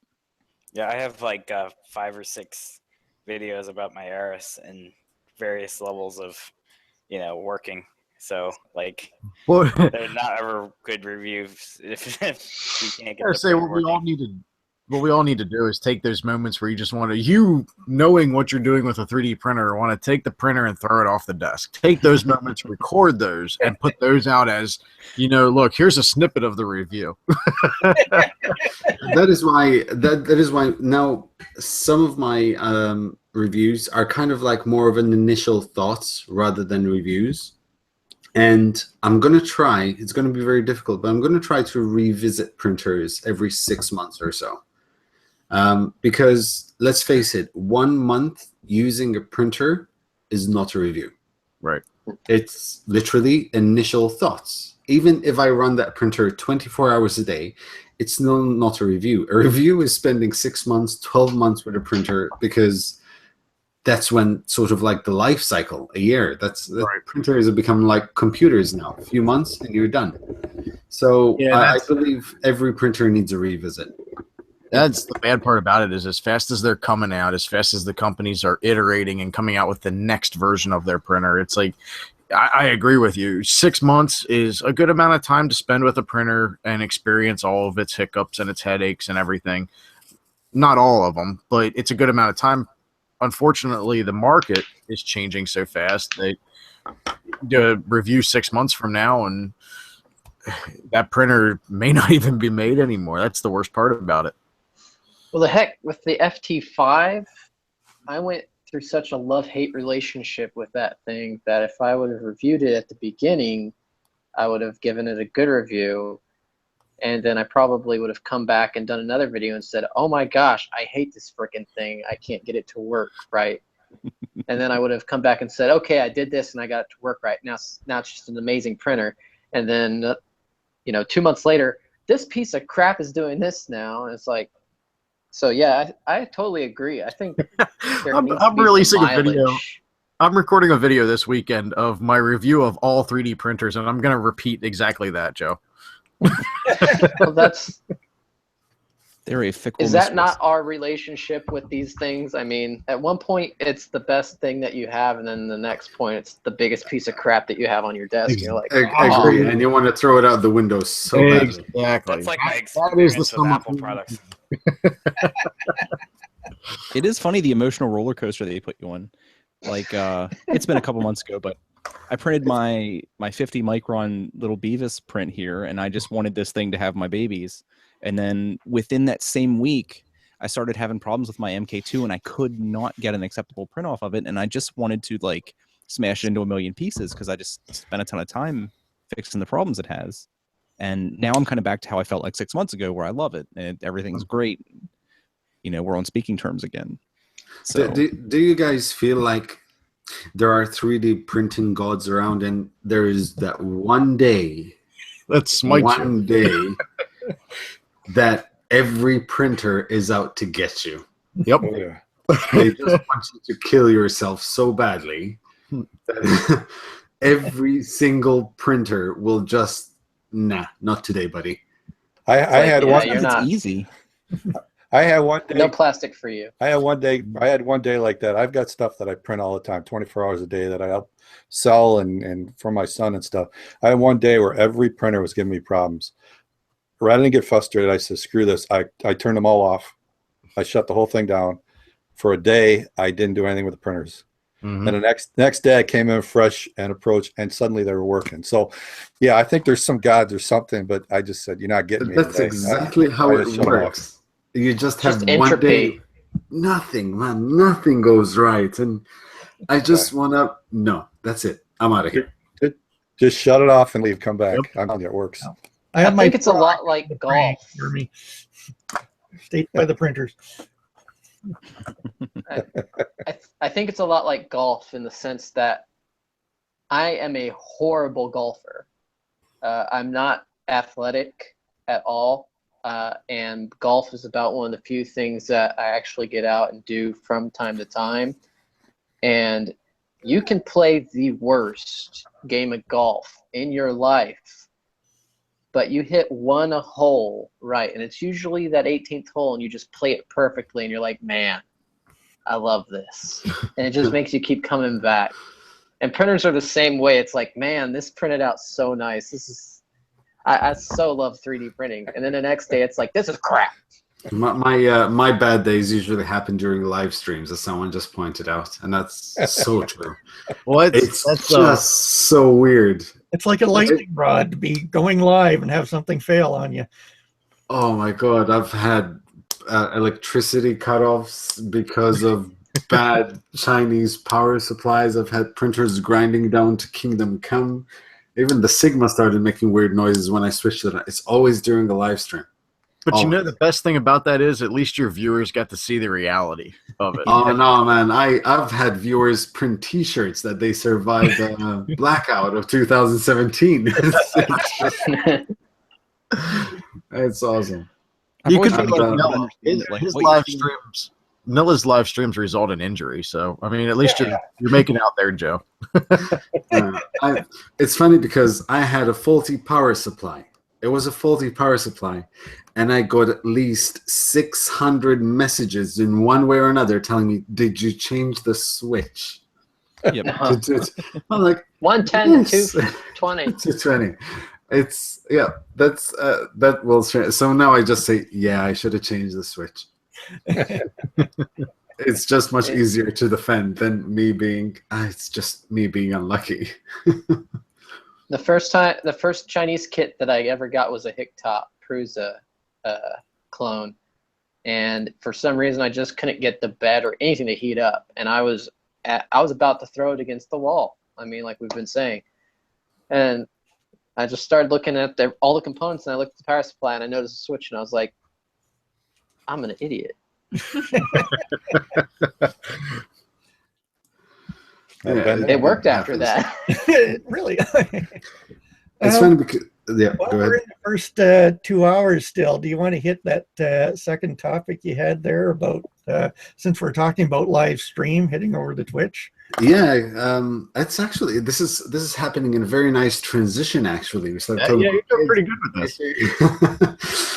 So yeah, the switch to Twitch, as I'm calling it, a lot of 3D printing creators are doing the switch and going onto Twitch, and I kind of wanted to get the feedback because there are a lot of people, and I'm not saying that they hate Twitch. I don't think it's the case. It's just of something new, so it's kind of weird. And I personally, I will try to make that switch. I will try to start pushing content onto Twitch even more, and possibly do every live build there. Twitch is My weird opinion's for me. from the side of being like a streamer. Twitch, it's really simple to me. Twitch is great if you're partnered. It's terrible if you're not. If you're not partnered, it's really, really frustrating to stream because you have, it gets a little technical, but like all your upload settings and stuff are really tough to dial in because for the most part, people can only view you at the bit rate that you're uploading at unless you're partnered or traffic is extremely low on the site, and then you'll get downsampling and stuff. So for me, like, YouTube has just been like a superior platform as far as me being able to create content and get it out to people. Some people don't like YouTube chat. YouTube chat is not great in comparison to Twitch. Twitch, I think, does have a better like chat platform for people to interact with you. But for the most part, like the streaming itself and being able to resample the stream quality in real time for viewers and stuff is a lot better on YouTube if you're not partnered. If you're partnered on Twitch, a lot of those complaints I have kind of go away. But for the most part, as far as like viewers, it seems to just be like a personal preference thing. Like some people watch all their gaming and stuff on Twitch, and they've been opening up to more creative stuff, so people don't mind watching it. But like almost my entire base of viewers is on YouTube. Yeah, Twitch was born in the gaming sphere, really. I mean, you had YouTube for the content that we're doing. Along with everything else. And then you had Twitch that came alongside and kind of took on that live stream gaming, hole that was there. And for me, Twitch, whenever I think of Twitch, I still think of it as the live streaming gaming platform. Yeah. I know why a lot of people are leaving YouTube to go to Twitch. As far as just some of the things that YouTube has changed as far as the monetization and policies with the content and the way that advertisers, bid for your videos. But for me right now, I think I'm at least going to stick with it just because YouTube, like you said, Dick, it's the platform I've been on. It's the platform where I think most of the user base that my videos appeal to is on. I know there's a lot more younger people on Twitch. But they don't look for 3D printing is the biggest problem to me. Yeah. You can carry your viewers over from YouTube to Twitch, but as far as actually picking up new eyeballs on Twitch, it seems like a massive uphill battle to me. And one of the biggest appeals, like you said, is a monetization thing, because Twitch, you can have people subscribe to you and they pay monthly, which is a lot more consistent income for a content producer than the ad system with YouTube. But YouTube, I don't know if all of you are aware, they actually have just started a monthly, I forget what they call it, like a sponsor system, where it's almost exactly the same as subscribing to someone on Twitch, where you can like sign up and pay monthly outside of Patreon. It's like directly through YouTube and stuff. I see you're tapping a hole there too. It's pretty funny. That's what I'm sitting here doing. I saw you do it, and I was like, I should do that too. Yeah, this is for the D-bot that I'm building, and this is the hardest part I think so far. Put it in a drill. Have you guys tried putting that bit in a drill? Mm-hmm. I'm so afraid of stripping the. You go real slow. Just go in and out with the drill. It's so much, a little bit. Yeah, you do. A little bit. Yeah, exactly. I'm going down your path now. If you put a little oil on it, I did my whole X carve with that. It's so much faster and easier. Trust me. Oil is an absolute necessity regardless of how you do it. Like I just use the same PTFE lube that I use on the printers, and it's night and day. I'm telling you, you'll be done. But just lube it in and out, nice and slow. Chuck's, yep, there you go. Chuck, you just got there. That's going to be on a T-shirt somewhere. What's the matter, Joe? But no, like someone in chat said, you can relatively easily stream on both platforms. There's a number of them, but like I use Restream.io. It's really straightforward. You just kind of pipe your video out to both places. No How do big you? deal. That's So- what I'm going to try to do. As somebody who does that, Dick, how do you manage the 2 chat rooms? I don't. I fail horribly and often miss everything that's said in Twitch unless people like point it out to me. See, So I'm because probably like not the best guy for that. Yeah, I've had that problem, even just doing one or the other. Like, I started streaming on Twitch and really had no following on Twitch, so my stream resulted in me talking to myself, which was just awkward. But then, like on YouTube, I have the problem of now, like our streams, I'm paying close attention to the chat at least most of the time, so I can follow the chat, I can try to interact with the chat. But like when it's just me on the stream, I have such a hard time remembering, hey, I got to look up at the chat. So I kept thinking about that with the multi-broadcast between Twitch and YouTube, how people are dealing with the multi-chat rooms. I've seen some basically just ignore the one and say, if you want to interact with us, go on Twitch or go on YouTube. Yeah. Adafruit, I think, does that. They're primarily focusing on Twitch for the chat room, but they're simultaneously streaming on YouTube. Simulcasting. There you go. I've had many people sort of be happy about me starting to stream on Twitch, or the idea of me streaming on Twitch, and I've had many people very much against it, but they were then happy when I said I'll try to dual stream. I think as soon as I mentioned it that I have a Twitch account, I had about 120 people follow me on Twitch, but that's about it. I don't think there's going to be actually a very big following on there.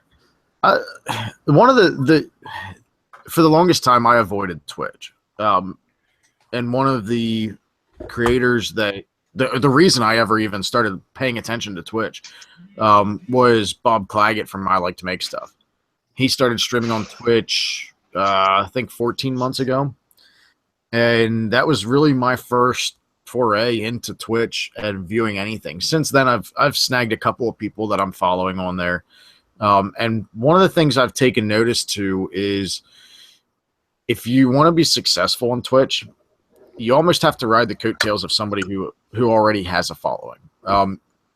In some way, at least impress that person enough to host your stream sometime for you. Yeah, hosting is huge. That's the way to build your viewership on Twitch. From what I've seen, for somebody like me coming from YouTube with 300 some subscribers going to Twitch, that would be the way for me to build.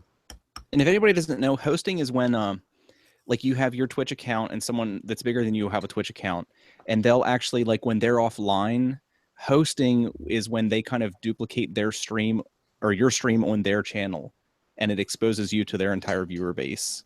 And so anybody it's a big deal. Anybody who has notifications enabled for that. So like for me, I follow I Like to Make Stuff on Twitch. Anytime he hosts somebody, I now get a notification on my mobile phone, on my desktop, everything, because I have notifications enabled for his channel. So I get a notification that he's streaming, and when I go to look at it, it's actually somebody else's channel because he's hosting it, which is cool. I wouldn't be surprised if YouTube does that at some point, because they really are making an effort to steal Twitch's viewer base. Somebody's made the comment about Twitch getting started in gaming, like that was their thing. I think really Twitch's thing was streaming. YouTube, when Twitch started up, YouTube really was not about streaming at all. And yeah, they've been basically just trying to play catch up. Whereas like right now, Twitch is trying to play catch up with the content creators. Or with the, I shouldn't say content creative, but they call it creative, streaming creative or playing creative. They're trying to catch up in that respect. Right now is trying to catch up in the whole live streaming aspect. There are some really, really big Twitch streamers that have just recently switched to YouTube. Like there's a guy I watched that on average has 15,000 to 25,000 viewers whenever he streams, and he streams almost all day, every day. And he just recently made the switch from Twitch to YouTube. So it's funny. There's traffic going back and forth both ways. In opposite directions, yeah. Grass is always greener on the other side. Yeah. And the thing is, I prefer live streams more than pre-recorded, hands down. The interaction with the audience, I so feed off of that. Well, and as a creator, the live streams are easier. I think. I mean, There's no video editing. It's you get what you get. Now you can take that video later, download it, and edit it, but live streaming, you get what you get. I started streaming simply because I didn't have the time at that point to record and edit videos. So I did the live streaming. I kind of fell in love with it because you get to interact with people so much more. Recorded content is so standoffish. It's like you basically grow this little thing and then send it off into the world, and you don't. It's like there's this weird disconnect with everybody that views it then, and you don't have that at all with streaming, which is why I love it. But then some people hate streams because, like Joe, you're in the same boat as me in a lot of ways. Like you'll have a stream where there's fantastic information buried in there, but it's at the 2-hour mark or the 3-hour mark. Yes, exactly. And people It's get true. frustrated that they can't access it easily. It's funny because someone actually told me that if you grab any of my videos, anyone whatsoever, you change the speed to 1.25, I start talking normally. And I kind of tried it out. And I'm like, hey, it's actually true. I talk quite slow. So I'm either living my life at a slower pace than everyone else, or just, I don't know. I listen to a lot of podcasts, and occasionally when I'm in my work truck, I'll listen to them a lot.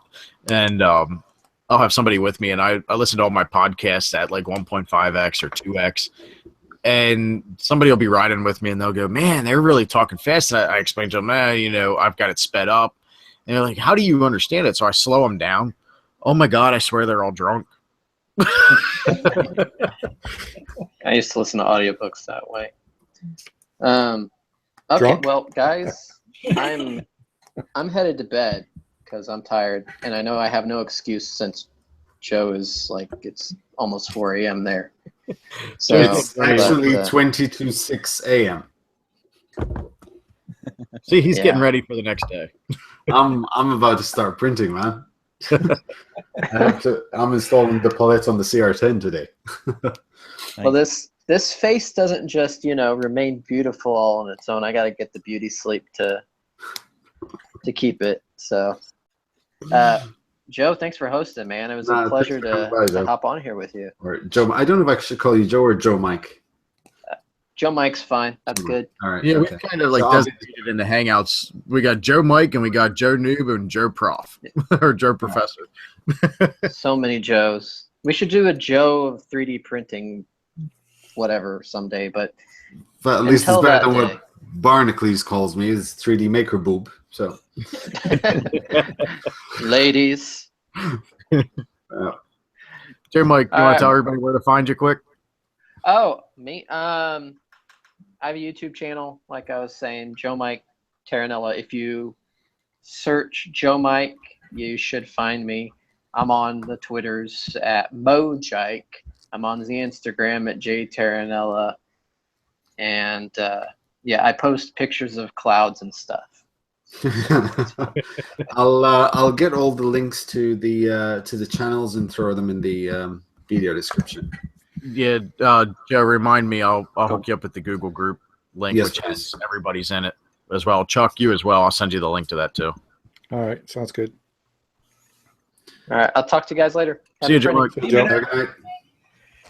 No, I think I don't know who all would be interested, but I think there'd be a lot of value to the community in potentially doing a video / ebook PDF kind of thing of some sort, where we really in a thorough way address what is potentially best for someone new, young or old, coming into 3D printing, some of the potential pitfalls that you could run into and ways to avoid them.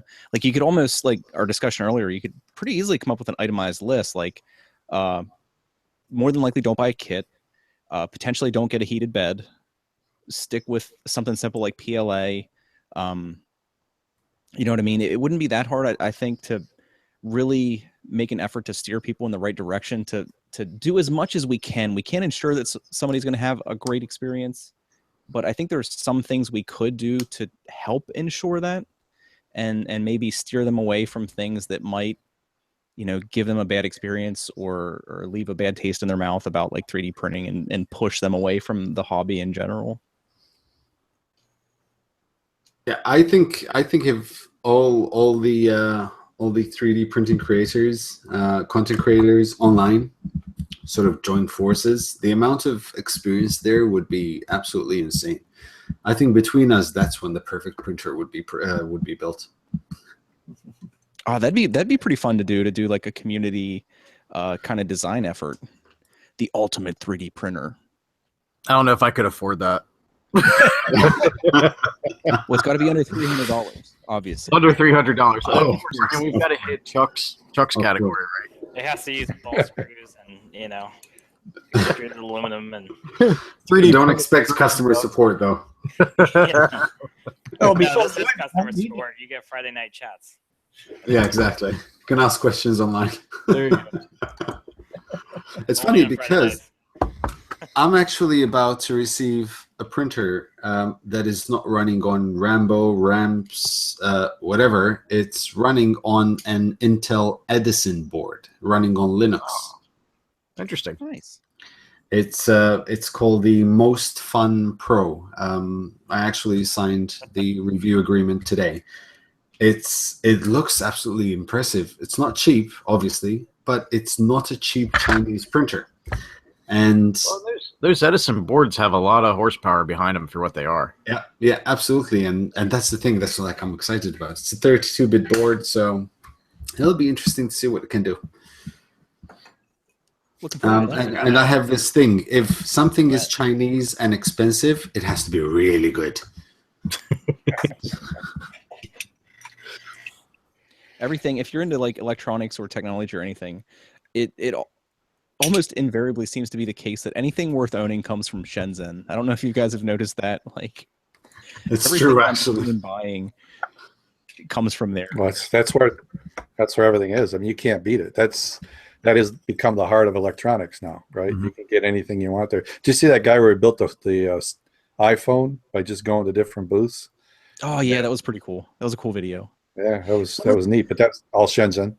Some of the equipment that those guys had blew my mind. Like the heated vacuum chamber and stuff that the guys used to put the screen covers and stuff on was really cool to see. And they just have like, I'd expect to buy like a taco in some of those booths. Like it's so normal there. It just blows my mind. It's pretty much live cyberpunk. I mean, if you think about Exactly.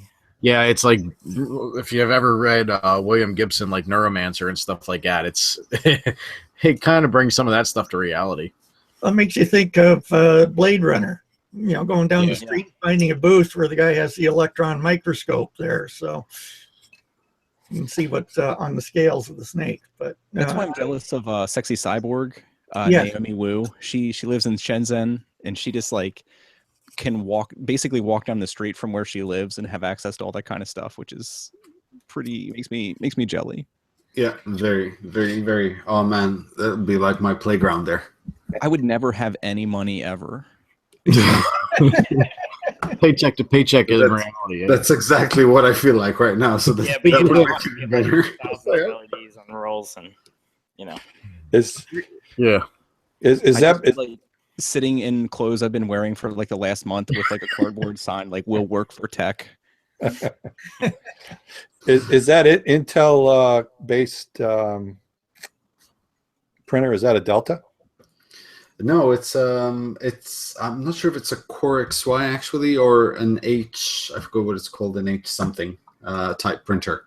But yes, it's the Intel based board. Because it's interesting because the advantage is 32-bit board over an 8-bit board on an XY machine. Really, there isn't that big of an advantage, other than maybe trying to print a little faster. Now you get into Delta, where you've got the better calculations, and it makes a big difference. But so I'm really curious if it's really going to be that much different based on that board. I threw in the link of the site in the chat. Actually. All right, I'll check it out.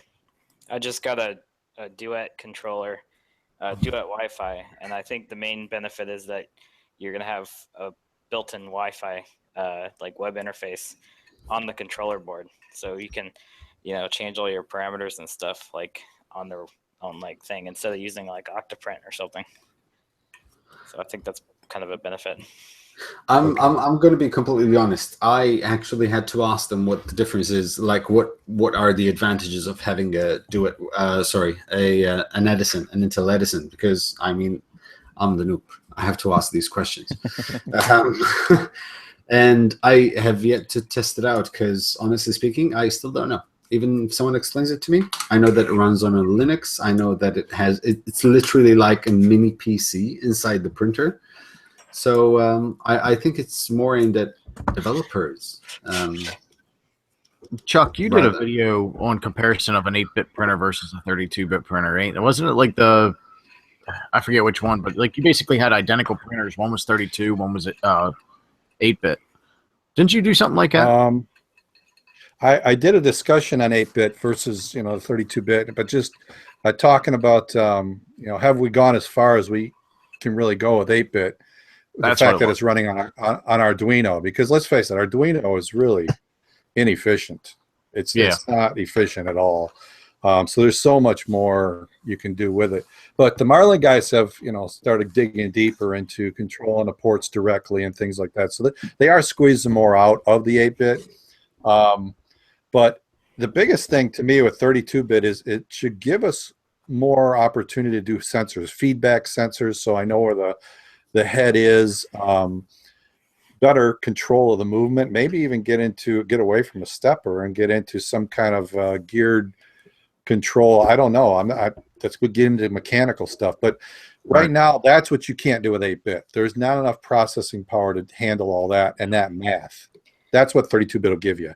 I'm not sure you get better prints out of it, but you may get more reliable, and it may get us closer to that machine that someone can take out of the box as a kid and start printing. Yeah, I'm really hoping for like servo drive, and I mean that's not the main thing that we need, but like more and more input switches on everything, like open door.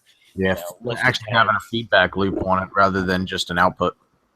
Exactly, and if your filament is it starts printing string, right? Printing a big mess. You could probably sense that based on the back pressure or something like that if you had more sensors in it. So that's to me what the 32-bit and Intel or that could do. But they don't seem to do that. They just kind of take the existing machine and then add their own electronics. And I go, well, okay, then I'm really not gaining anything by this. That's why I'm always curious when they come out with a new board like that. The first question I ask, what is it doing that the current board can't do? Yeah. And there's really not much. They usually come back and say, well, they can't really answer it. Yeah, it's like FlashForge Dreamer. I mean, the Dreamer's 32-bit, and basically your added advantage there is it has Wi-Fi built in. Right. Imagine if you could have like accelerometers hooked up to it, or some kind of system to sense any kind of motion in the machine, and like that would be the limiting factor for speed then. And it could dramatically potentially increase like the quality of your prints and stuff. Because anytime the machine would sense any kind of like gross movement in the structure or something, it could just reduce speeds or I think the Tico was supposed to do that, but we all know about the Tico, so. Yeah, but then again, look at the price. Did you really think they'd do something like that with that price? I thought they were going to use an accelerometer like the I didn't Ares uses an accelerometer. Cutting edge or anything.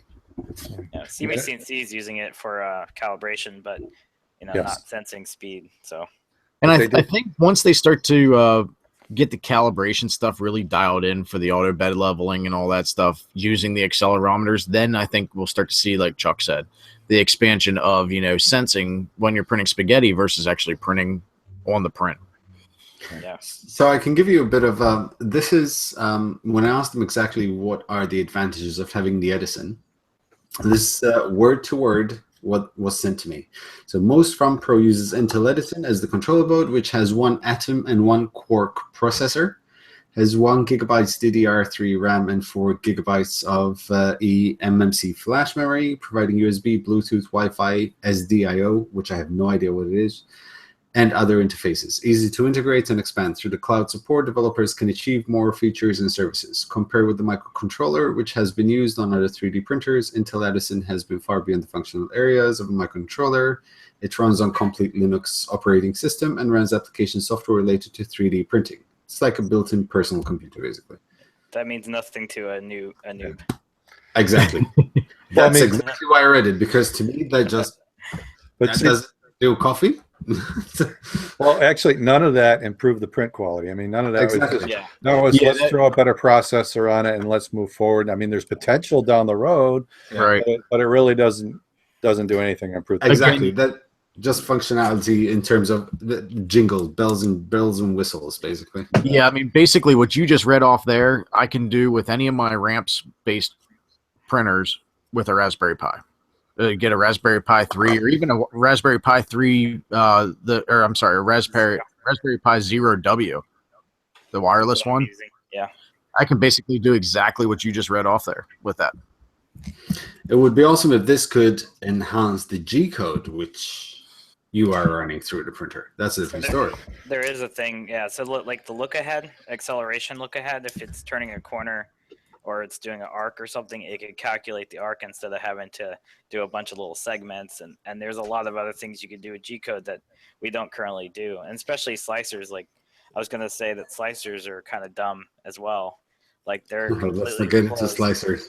Yeah, like they're just reading what G code is sent to the machine. They're not Yeah. getting the feedback of has that made its point and stuff. Exactly. Yeah. But I love on my Flash Forge. It says it's at 100%. The screen goes back to the menus, and the printer will still print depending on the size of the print. It'll print for up to a minute after I'm back to the main menu on the printer, saying that the print's been done. I mean, you're talking about look ahead. Hell, the printer doesn't even know it's not finished, but yet it's still spitting out code. It's like deleting purging the print queue on a HP printer. Yeah. Windows. It'll just never die. It'll just keep going. Yep. But you talk about that predicting and the acceleration and that movement. Actually, I was talking to Brooke Drummond, the Printabot guy, and he's got a couple of really sharp software guys working on stuff. I talked to them at Murph, and they're doing exactly that, and they're doing it with 32-bit. Is what they're using. Exactly, and that does a lot of that, where it's predicting and can accelerate to a point and then slow down where it needs to. It's not really fully released yet, but that's coming, and that's going to require 32-bit. You're not going to do that on an 8-bit machine. Yeah. But that's coming. So that's something that could happen. But then you go back to this Intel Edison. They said they're running on Linux and everything like that. Well, to me, that's a whole new operating system for the 3D printer, where Marlin and everything, this has been proven by us using them over and over for years. There's going to be a lot of bugs in that system if they're starting with a new setup. So that'll be to me the most interesting as you try to test that machine, is how many bugs are you actually going to find, and how well does it print? Yeah, I took a gamble with the Duet because I really just bought the Duet because I wanted to future-proof my printer. And considering, I'm just doing everything like to the extreme on this printer, that like I wanted to future-proof it. And 32-bit, I think, was the future-proof. But yeah, you're right. Like until the software matures, like SmoothieWare took a couple of years, and it's still not there. It's still not there. So I'm gonna have to buy a Duet Wi-Fi actually, because I have never used one, and I'd love to sort of tinker around. I think it's time for me to start tinkering and possibly do my own 3D printer. I have the it's a really nice board. Micromake Delta, which I think would be a good start to actually tinker around with and do my own.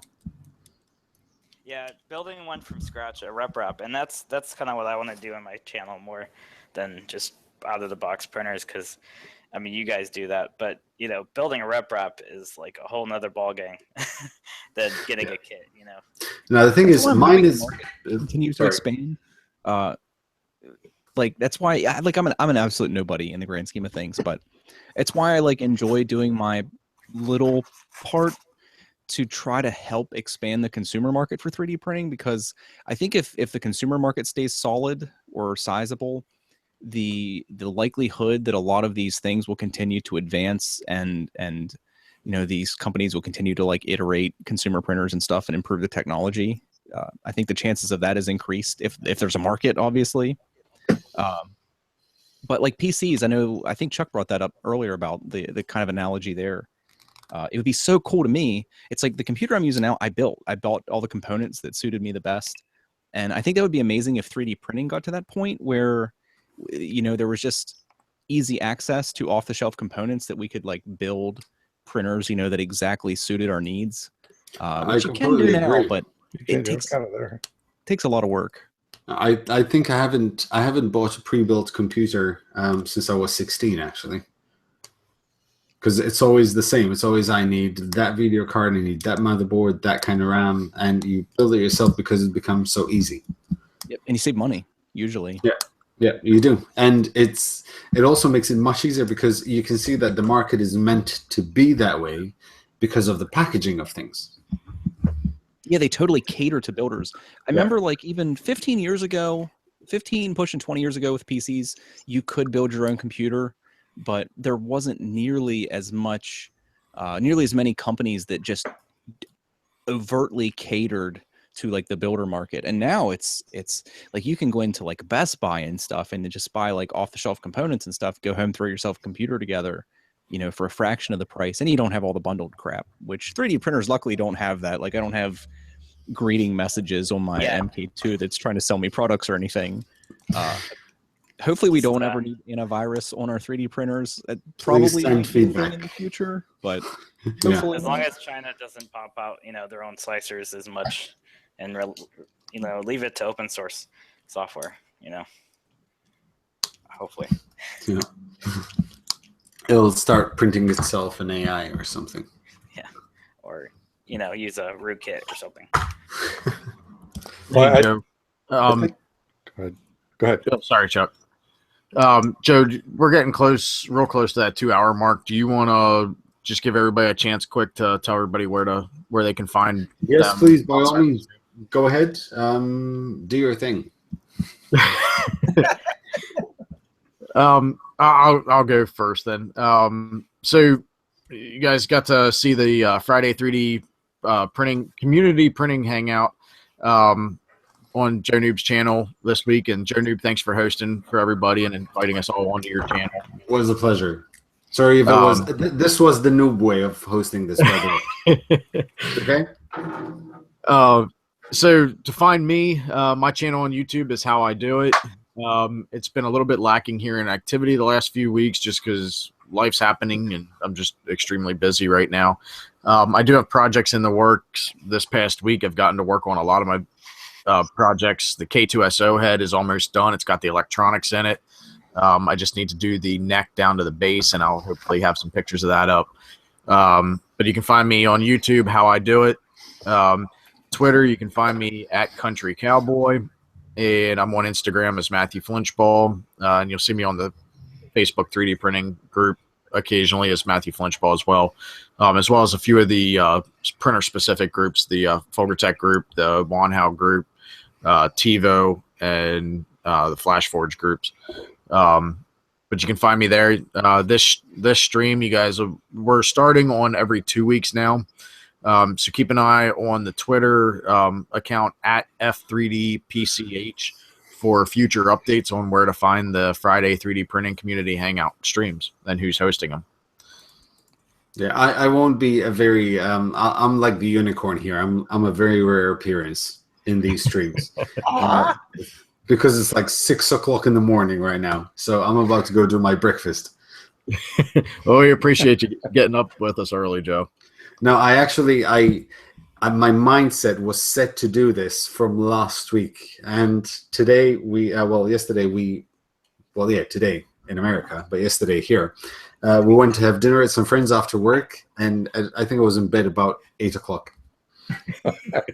Literally, and I set my alarm at 3 o'clock, and I was so worried that it's not going to wake me up, or I'm just going to switch it off and remain asleep. But my wife slapped me. So I woke up. Because she kind of asked me, she told me, as soon as I was trying to test out the ringtones, she told me, can't you just put it on silent and under your pillow to vibrate?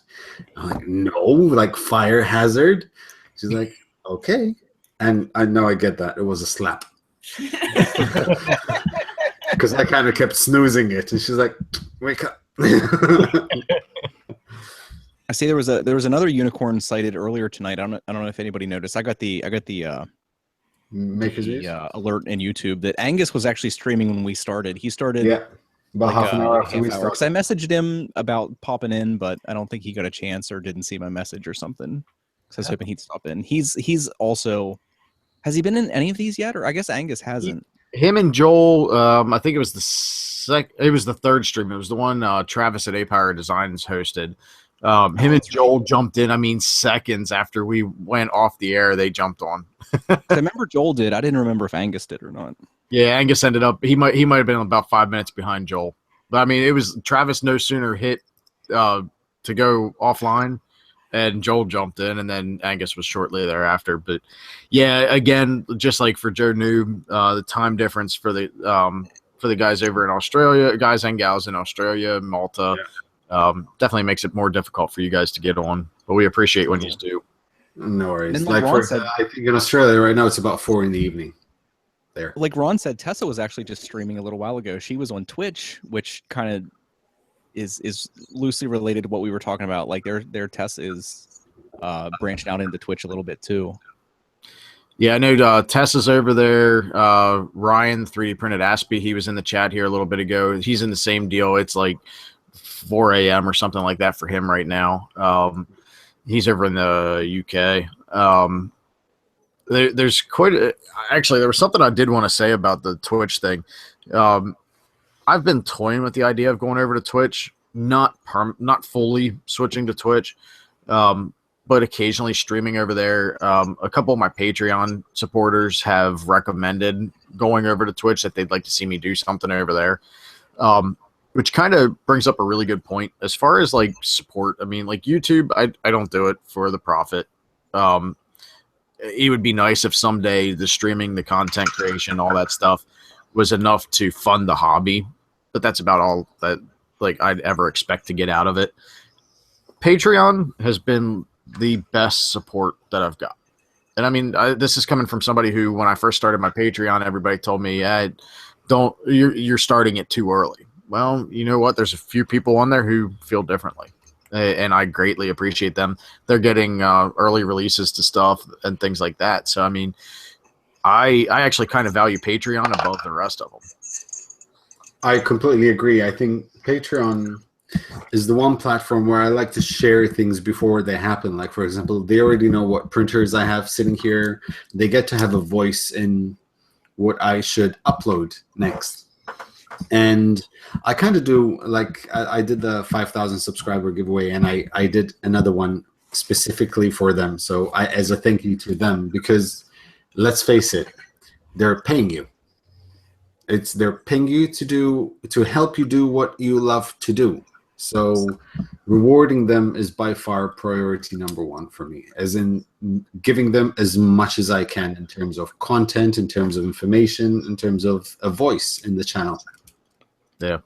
I had a Patreon donation that new patron last weekend that absolutely floored me with their donation. And it's not that it's a huge amount by any means, but it floored me because it's not even an option on my Patreon page. They went above and beyond, and that was stunning. Yeah. It was really kind of a smack in the face. It was sort of like your wake up call today, Joe. Yes, exactly.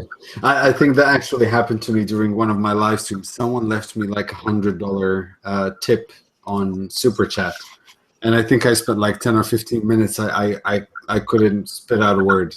I just couldn't. I was almost in tears. It's always like humbling to know that people give a shit about what you're doing. Yep, absolutely. It's always like shocking to me that anybody cares enough to do something like that. Sorry, I kind of sidetracked the conversation. Does everybody else want to give their outro real quick? Just tell everybody where they can find them, their channels and stuff. Yeah, I could do it. I'm under mitch3d.com, which I have forwarded to my YouTube. I just recently passed 100 subscribers, so I actually have a / mitch3d, so it's official now. The next thing I'm doing is obviously this D-bot. I have a lot of parts, and I'm kind of going off the standard D-bot design for the rep wrap, and I want to go in more detail on the process of sourcing parts for rep wrap and actually showing you how to kind of all the problems you'll have with the rep wrap design and like how to fix it, and hopefully myself learning more about fusion. And recently I just got a job at a CNC CNC router manufacturer, and I'm actually a tech now, so I'm actually learning more about CNC routing and CAM software, and so like I kind of want to add more of that aspect to it now, with adding CNC routing and laser cutting and all kinds of stuff. So kind of more than just 3D printing, but it's all CNC based. More about G code and what the G code does and stuff would be really helpful for some more advanced people. So, wow. Mitch 3D, and then the Mitch 22 on Twitter, and a bunch of other things. And I'm on like all the Facebook groups. Yeah, Mitch is always on the Facebook groups. Yeah. Yeah, I'm on the CR10 one once I heard about the CR10, and I'm like, that'd be kind of cool, but I have no room for it. So I'll just build a bigger printer. But anyway. I just got a notification Uncle Jesse just went live, too. Yeah, I need to do Twitch streaming, but I'd probably do gaming, and I wouldn't do 3D printing on Twitch. That's just my thing. Like OBS and the setup would be more, I would be more comfortable with gaming. Can I just interrupt you for a second? I just want to give a shout out to Scout413 for the tip. Thank you very much, man. He says he loves 3D printing. Yeah, I think we all love it too. That's awesome. So go ahead. That's it for me, but hopefully I'll have more content on my channel, and hopefully I will. I think live streaming, you're right. The live streaming sounds like it would be a lot more fun. My problem is like I need to get more than like one viewer to kind of do it, to get motivated to do it. So I think I need to like post on social media more that I'm going to do a live stream. But be a weekly thing like you guys do with like a Wednesday night or a Tuesday night or something. I'll have to make it a regular event. So anyway. So who's next? Who would like to continue? Nilla, Chep, or Chuck? Sorry, I have a habit of calling you Chep. Who are you, Chuck? All right, I'll go. Well, go ahead. Go ahead. You gonna go? Yep, I think it's on you, Chuck. All right. This is my latest here. If you haven't seen it, filamentfriday.com if you want to see how I made this guy. This is what I do on my channel. Try to do projects, practical 3D printing, although it's not the name. I'm not stealing that. So if you want to see stuff like that, but filamentfriday.com will take you right to my channel. And you can see me on Twitter at Chuck Hellebuck, and same at Instagram. But yeah, check it out, filamentfriday.com. That's it. Awesome. Nilla? Mine's easy. I'm Nilla Bean. If you search me on YouTube, it'll come up. I have the little stupid orange symbol. I do. I live stream usually twice a week. My wife had a baby about 2 weeks ago, so there's been a little bit of a lull in the action on my channel. But yeah, every Tuesday and Thursday I stream. I usually hurt myself and do some 3D printing stuff. So yeah, that's about it. I'll keep mine short. Tons of projects in the works. Hopefully some of that will be up on the channel soon. But yeah, mainly I love streaming, so I try to do that on a regular basis. So if you ever want to hang out, come do some 3D printing stuff, maybe learn something from time to time, come check out the channel. Awesome. And Richard. Well, Brenda first. Sure. Hi, I'm Superior Jello. You haven't really heard me talk because I'm not as technical brained and more just the artsy side of things. But you Wait, that's another Joe? You can find me at Superior Jello on most things. And I'm Richard. My channel is Zidim, Z-I-D-I-M. I'm Zidim17 over on Facebook. Though Facebook, I'm mostly on 3D printing for model trains. And that's the main area I'm focused at. I totally get what Joe Mike's going through, because for the last 3 weeks I've been dealing with a house sale, and I've been on the road a lot and trying to do this from a cell phone as opposed from the house. We talked about building a computer. I have a computer. I didn't do this build. I had got some guys to help me with it because it's going to have 64 gig of RAM in there. It's to run the Agisoft software. So I'm going to be getting into that side of scanning. And so hopefully I'll get some videos put together with that once I get that up and running. It's supposed to arrive Monday or Tuesday, so looking forward to that. And in the meantime, I think I almost have this printer up and running. So once again, Zadim.com is the website, takes us to most places, and I stream Wednesday mornings at 10 a.m. Pacific time. Brilliant. So, sorry, I just want to give a shout out to James Rickard for the $20 tip. I want to say thank you very much. And he says, thank you for spending your time and trying to help others with information and ideas.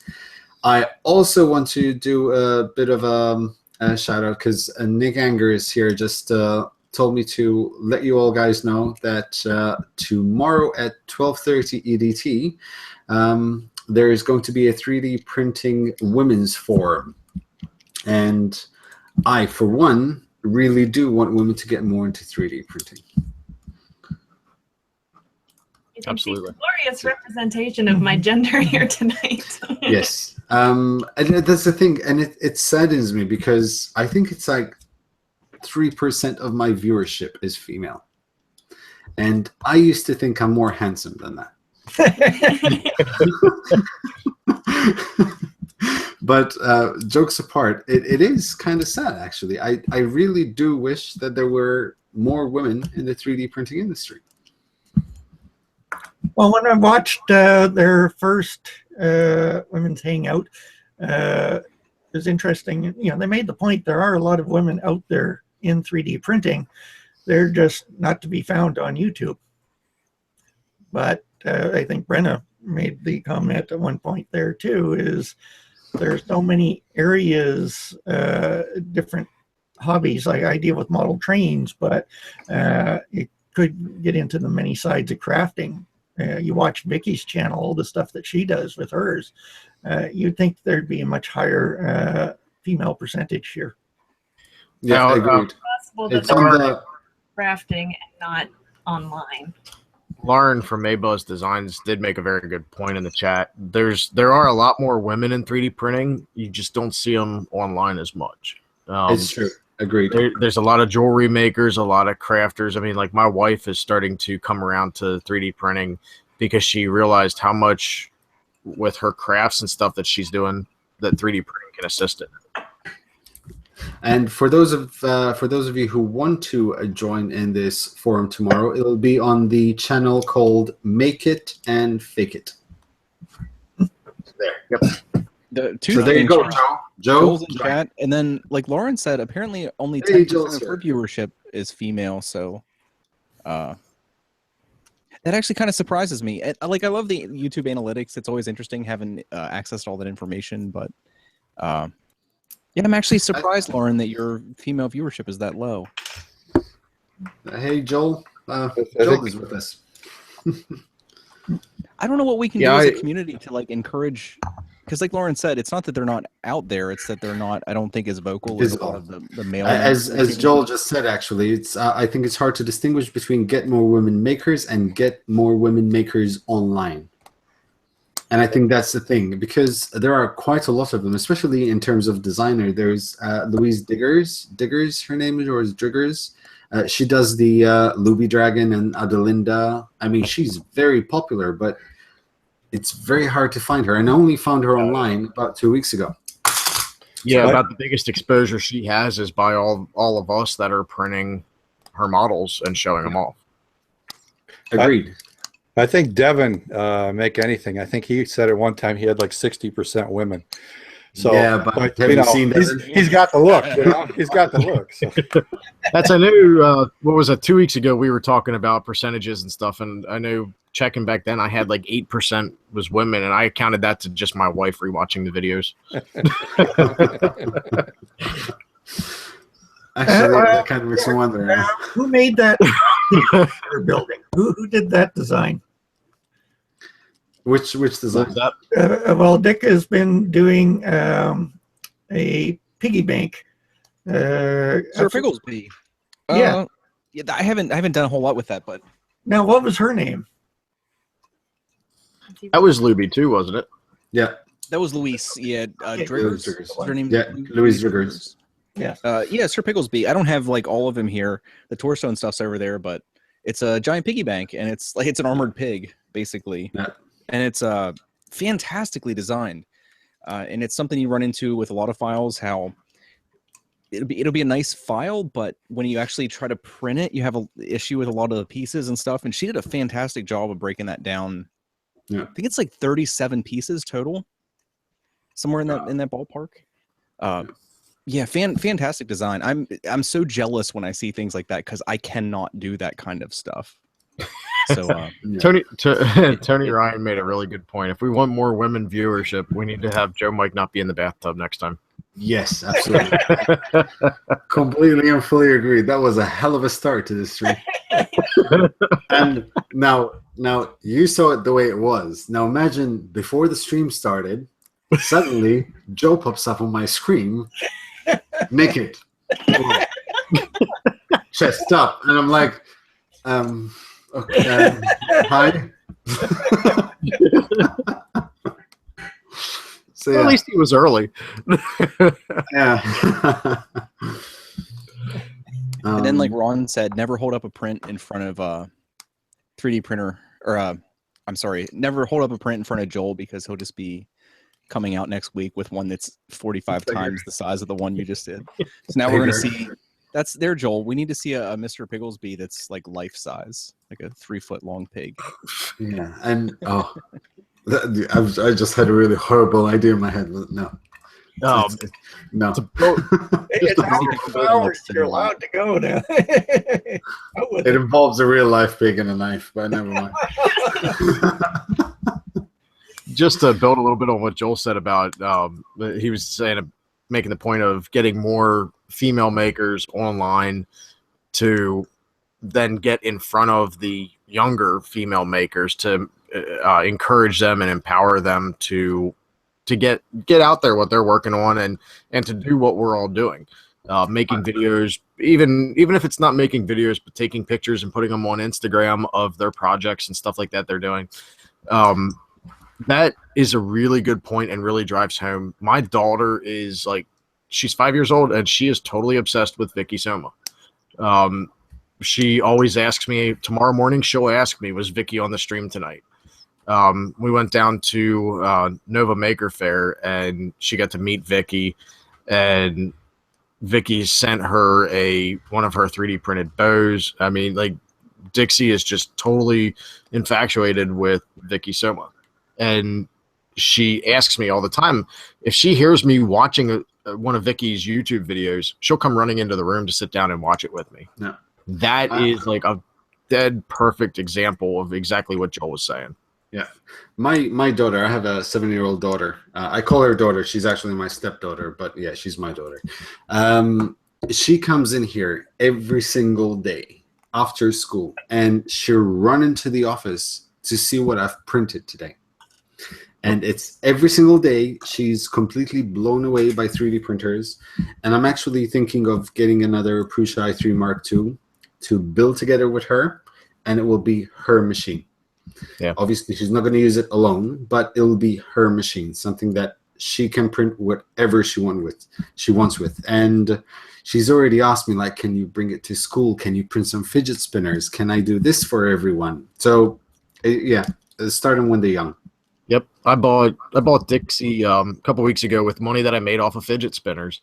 I bought her snap circuits, which Chuck, you did some videos on, or a video on 3D printed snap circuits.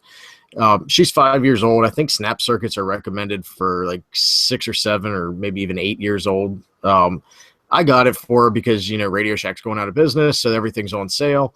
And the other day, my dad and I were in my kitchen. I was helping him with some stuff on his computer, and my daughter came running out, screaming. I thought something was wrong, and she goes, "Daddy, Daddy, Daddy, come look what I did!" And she leads me back into her playroom. And I mean, she was adamant. It didn't matter what I was doing. She grabbed my hand and she was pulling.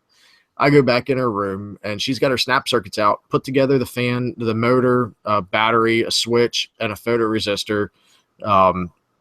and the fan. So she's got a light controlled fan. I looked for the book. The book was halfway across the room in the box still. She did it completely on her own, put the arrows together and knew and we had only played with this thing one other time since I got it for her. That was a proud dad moment. That's awesome. That is awesome. Yeah. And that's a great example, because that's why I kind of featured that in that episode, because I do get a lot of people say, you know, how do I get started with electronics and that. Mhm. And that is the thing I tell people, you know, you got all these different gadgets, people trying to make money on you, make electronics easy. Yep. Snap circuits, you're actually building the schematic. You're actually building the circuit. You are actually learning electronics.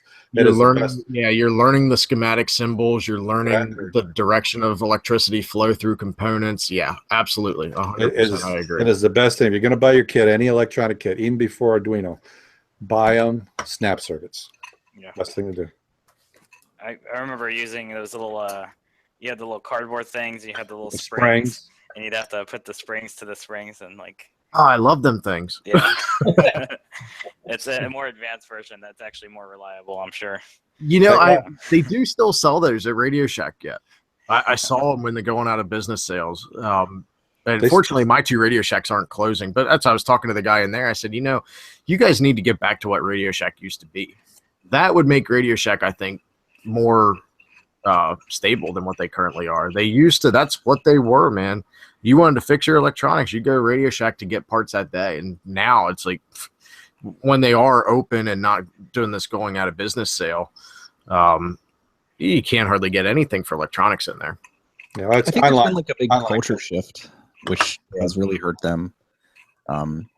Like I personally don't know that many people that really personally know many people that mess with electronics. And I think 10 or 15 years ago, that was more so the case, that people were looking to buy components and stuff. And then with like the advent of like the internet and places like Malta and stuff, I know they have a lot of competition. Because like my local Radio Shack is basically a cell phone store. Like that is almost exclusively what they do, is try to push cell phones and contracts and stuff. And they still do have components, but their prices are outrageous on some things. Except for right now, all electronic components in like the drawers are $1. You can buy the whole drawer. That's crazy. If you can find a drawer that's actually got something in it. I was at mine yesterday and they're completely empty. I have a stack of LEDs, but actually I'm about 30 miles, or about 30 or 40 miles from Mauser, so I'm kind of lucky. But anyway. Well, that's I've been doing a lot of research into this Forgotten R movement. It's starting out there, the 4th R's, and that is repair. People don't know how to repair things anymore. Matter of fact, for many people, repairing something doesn't even come to mind. It's broken, you throw it out, you get a new one. Yep, disposable. Now, I remember just ran it's like a traveling antique show, but it's a repair show. And they go from location to location, community centers, what have you. And they have a group of people, volunteers that come in, and people in the neighborhood are informed, bring something that's broken down and we'll see if we can get it fixed for you. And they say they can fix about 80% of the items that come in. I remember when I was about 15, I used to tinker and try to fix VCRs. I used to actually make quite a bit of money when I was that age. That was where I started tinkering. I used to literally open VCRs and see why they were stuck, where the tape was stuck and everything. I used to fix them for neighbors. It was a lot of fun. Yeah. See, my dad owns a go-kart track and some arcades and stuff, and I actually taught myself over the years, just out of necessity, how to repair CRT monitors. And there are so few people that do that. It's like trying to get a radio repaired anymore. I still, on a fairly regular basis, get people calling me, like begging me to fix CRT monitors because they're so expensive to buy for them. And so, some of them you can't even buy anymore. Certain sizes and signal types, you basically have to repair them. Because like that, again, like 15, 20 years ago, there was not a lot of people that did that, but a lot more than there are today. And like now today, you need to send things halfway across the country generally to get something like that repaired anymore. It's kind of crazy how the culture around a lot of that stuff has shifted. You know, I mean, a lot of what I learned is from things I tore apart, just like you guys are saying. Tearing apart VCRs when you were a kid, or just wanting to know how some electronic in the house broke and your parents gave it to you to tear it apart. I think that's like the best opportunity you can give a kid. Obviously, safe. I wouldn't give my 5-year-old a CRT monitor and say, "Here, have at it." But my dad and I always have this conversation. I mean, I'm 30 years old, and a lot of the things I have are more value to me to try to fix it than it is to go buy a replacement. Whereas my dad is in his 60s. He's worked a lifetime, raised 3 kids, and now has all that money that he didn't have when he had 3 kids in the house to, you know, when the washing machine breaks, you know, it's time to go fix it. But he grew up, he was farm raised, and when something broke, you fixed it. Now he's gotten to that mentality of, well, why waste my time to fix it? I can just replace it. Whereas I'll take a lot of times the stuff he has that's broken. I may not have a clue how that item actually works, but I'll sure as hell tear it apart and try to fix it. Yeah, this all started for me. Tinkering has all started when I think probably about the first time ever was about 9 or 10. My one of my neighbors had a small motor that attaches to a battery, like a coiling motor, like a 1.5 volt battery, and it turns. And I thought to myself, that thing is amazing. I could do so many things with that. Like, all I need is a motor and a battery, and it turns. I remember the first remote controlled battery my father ever bought me, I tore apart just to take the motors out. And that's where it all began. And nowadays, I mean, the 3D printers, I try to do every service on my bikes myself, my motorcycle. And yeah, everything I can do, I want to try to do myself. I am doing a custom chopper, and I needed a milled piece of aluminum. So I needed it a certain part sort of milled. So rather than taking it to someone with the design for them to mill it for me, I've made a CNC machine myself. That's awesome. That's cool. So it cost me like 10 times the part that I needed, but I have a CNC machine. But now you know what goes into the process of making one and making it work. I have to say that it's much more complicated getting a CNC machine to print or to work than it is with a 3D printer. Yes. Very much. But essentially, it's the same exact thing. You have 3 stepper motors, you have 3 lead screws, you have the controller boards and a PC. Yeah, but you're taking material away, and that's the big difference, you know. Now the speed and the type of material. Exactly. And you have the diameter of the drill bit and the speed that it goes downwards, and it's awesome. It's absolutely awesome. It's kind of how it's a lot like what slicers already do for us. You know, It's they just already figure out the reverse. diameter, the offset. The only difference is that, you know, CNC machines, you got bits that wear down and. Well, you've got resistance. You got resistance because you're cutting away where it's friction and exactly. So you can destroy a CNC machine by doing something stupid. It's hard to do that. Very easy. Very easy. Very much. Now, if we're talking about safety of 3D printers, I should not get into safety about CNC machines. There's emergency stops for a reason. How did you, since you are hosting, I guess we can pick your brain a little bit, Joe. Huh. What was the first experience you had? Kind of a 2-part question. What was the first experience you had with 3D printing, and what led to you having that first experience with it? As in physical experience? Well, just in general, like me, I would assume a lot of people here are like me, where I consumed tons of 3D printing content before I actually ever, even thought of buying a printer or anything. In my case, about 2.5 years ago, I backed the Peach printer. And it wasn't because I really wanted a 3D printer, but I thought to myself, 3D printer, the technology seems very interesting. I love stuff like that. And it was like $100, where back then every printer that I saw was like a couple of $1,000. So I thought to myself, okay, well, $100, it's fine. And I never, in the meantime, sort of looked up on how to do 3D printing, what it involves, and everything. And then sort of it broke out that the company went bankrupt because the partners stole everything. Blah blah blah. See, unfortunately, your first experience was actually buying some dude a house. Exactly, pretty much, which I was never invited for lunch to. And and then I thought to myself, okay, I kind of really want a 3D printer now. And this was probably about September last year.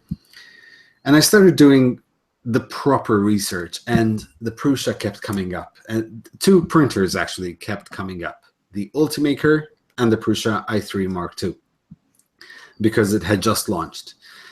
And I thought to myself, wow, there's a massive price difference. And I thought to myself, I could have bought an Ultimaker too.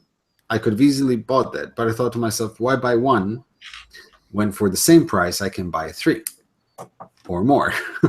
So I decided I'm going to buy the Prusa i3 Mark II. Then I decided to buy the Duplicator i3 Plus and the Micromake Delta from China. That's before I even touched ever a 3D printer, before I even ever saw a 3D printed part, what it looks like in my hands. And then I thought, okay, I'm going to need to document this experience, which is where the channel started. And the first ever 3D printed part I ever held in my hand was when I unboxed the Prusa. It was the parts inside the kit.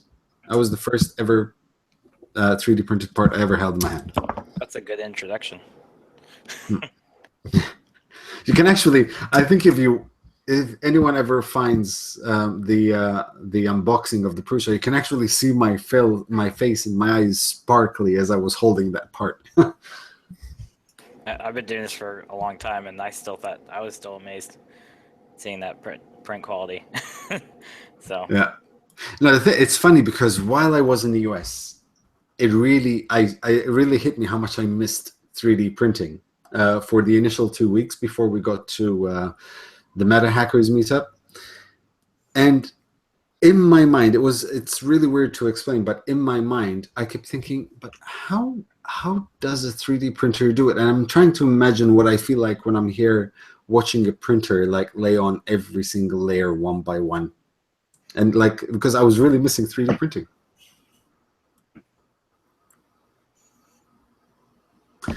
So yeah, that's me. That's how my experience started with 3D printing. And the first printer I ever built out of those three was the Micromake Delta.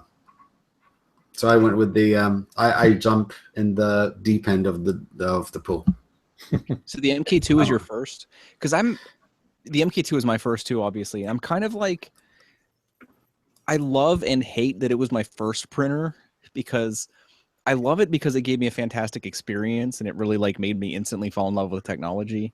And at the same time, like, I'm kind of saddened that I had the MK2 as my first printer, because it's unlikely that I'm going to have an experience as good as that for some time. So like, I'm kind of sad. That was the first one I bought, but the first one I assembled was the Micromake Delta.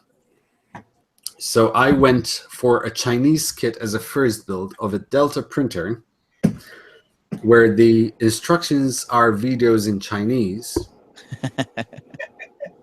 and some parts, if I'm wrong, some screws were missing, or that was my first ever experience, but I still managed to get it to print. And so I had much more appreciation for the Prusa build. Yeah. Much more appreciation. I think Deltas for first printers, because I did that. Well, I had a MakerBot Cupcake, but that's another story. The Delta printers, you know, I mean, CMC does a good job, but like introducing people to 3D printing with a Delta printer is kind of, yeah, it's definitely diving into the deep end of the pool. Like, it's way different than any other experience. See, Matthew, wasn't your first printer a Delta? Wasn't it the It Cosmo? was. Yeah, I got the Fogertech Castle kit and assembled it. Now, I always tell people with this, I come from a mechanical background. Mechanical knowledge is definitely a big part of everything I do in my daily life. So starting with a Delta and a kit was a lot more doable for me than I will say probably the average person. I would never recommend the average person to start with a Delta. Yeah, as a matter of fact, everyone told me do not start with the Delta. Every That's what I single was told person. too. I don't listen. And the first person out of all of those was Joel. Don't do the Delta first. Do the Prusa i3 Mark II first. But that's what I love a challenge, which is why I still want a Tico. Maybe somebody else send you one, Joe. Yeah. Maybe I have one on the way. The more people tell me not to do something, the more I want to do it. Exactly. I had like it's a character trait. Like it's a positive and negative character trait to have depending on the circumstances. I'll tell you what. I mean, okay, so the Delta was my first, and everybody tells you, you know, don't buy a Delta. I would tell people, you know, I'd recommend for your first printer, don't buy a Delta. But with that said, my Delta out of my 4 printers is my absolute favorite printer out of them all. In every way, it has been so reliable. Now I had to make a few modifications to it of my own choosing and stuff, and I've even done. At the same time that Joseph Prusa was working on the MK2 multi-extrusion, I was doing the exact same thing with my Delta that he's doing now. I only did 2 collars instead of 4, but the exact same technique. And then I did it, and then I'm like, I wonder if anybody else has done this. So I started looking, and that's when I saw what Prusa was up to. I started seeing his videos a few weeks after I did mine when he announced what he was up to. I learned a lot from my Delta, and I absolutely love the thing. It is a workhorse, and it's probably my most reliable printer. And at the same time, I love the look people give that printer. When I'll have my Cartesian style printers running, and then I'll start something on the Delta, and when people are here at the house looking at it, the look on their face, and I mean, like, just it is mind-boggling. Nobody understands exactly how that thing works when they first start seeing it. Yeah, this is my demo printer too. It's my I completely agree. Delta is by far I have a special place in my heart for Delta printers. It was the first one I built, and till this day, their movement, the sound is just mesmerizing. I can sit and watch a Delta print for hours on end. What about you, Chuck? I assume you've probably talked about this on your channel, but I've never personally seen it. Like, what was your first experience with 3D printing? Oh, mine? I'd go way back. My first experience was the original SLAs from like 35 years ago. When I first came out of college, I went to work for Ford Motor Company, and I actually went to a place where they actually were 3D printing first SLAs, and it just amazed me. So like $100,000 printer. Yeah, at least, they're back then, they were probably, equivalent of 300,000 today, but it was, but yeah, it's $100,000 machine. You couldn't touch it. Only one guy could use it, but it was just so amazing to see something come off. So from then on, I just kept an eye on it. And then I actually wanted a CNC. I've wanted a CNC for years. That's why I ended up with my, my X-Carve eventually, thanks to the channel. But I had all the pieces to build my own CNC. That's what I was going to do. I still got the pieces. I never actually built it because I ended up getting the Shapeoko and then eventually the X-Carve, because I just wanted to do circuit boards. And then eventually I wanted to do cases for my electronics. So I was watching the rep wraps and the cupcakes and all that. And then finally I had $500, and that's when I bought the Da Vinci. And that was my first experience, and started fixing it. That just started to make it work.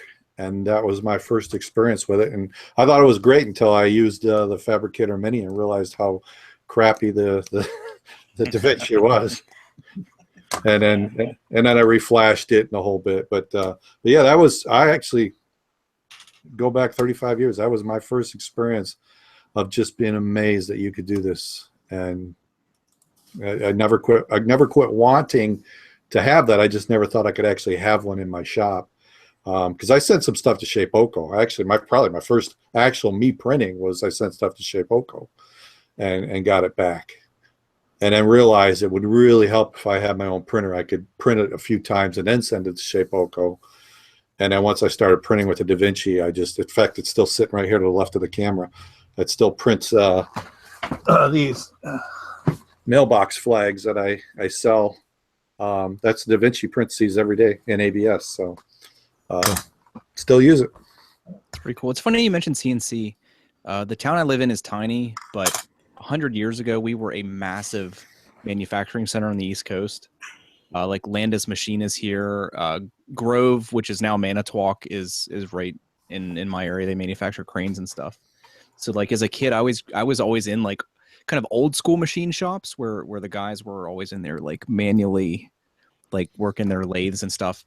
And it always seemed like so absurdly prestigious to me. Like it was such a just awe-inspiring thing to watch, like guys to take big hunks of metal and make these like intricate little things out of them and stuff, and all these mechanical parts. I also would love to have a CNC machine, but I don't know how likely that is to happen. I have to like scratch that itch with 3D printing, I guess. Yeah, they're becoming more accessible for sure. And the ones I'm working on now are like 5 foot by 10 foot and have like a couple 100-pound gantries, solid, aluminum or steel, and giant servo motors. So it's kind of cool to see that in action. But to actually use it, a lot of the stuff, like we actually at the Makerspace have a Shapeoko, and then like about 10 feet away there's a the multicam machine that we have.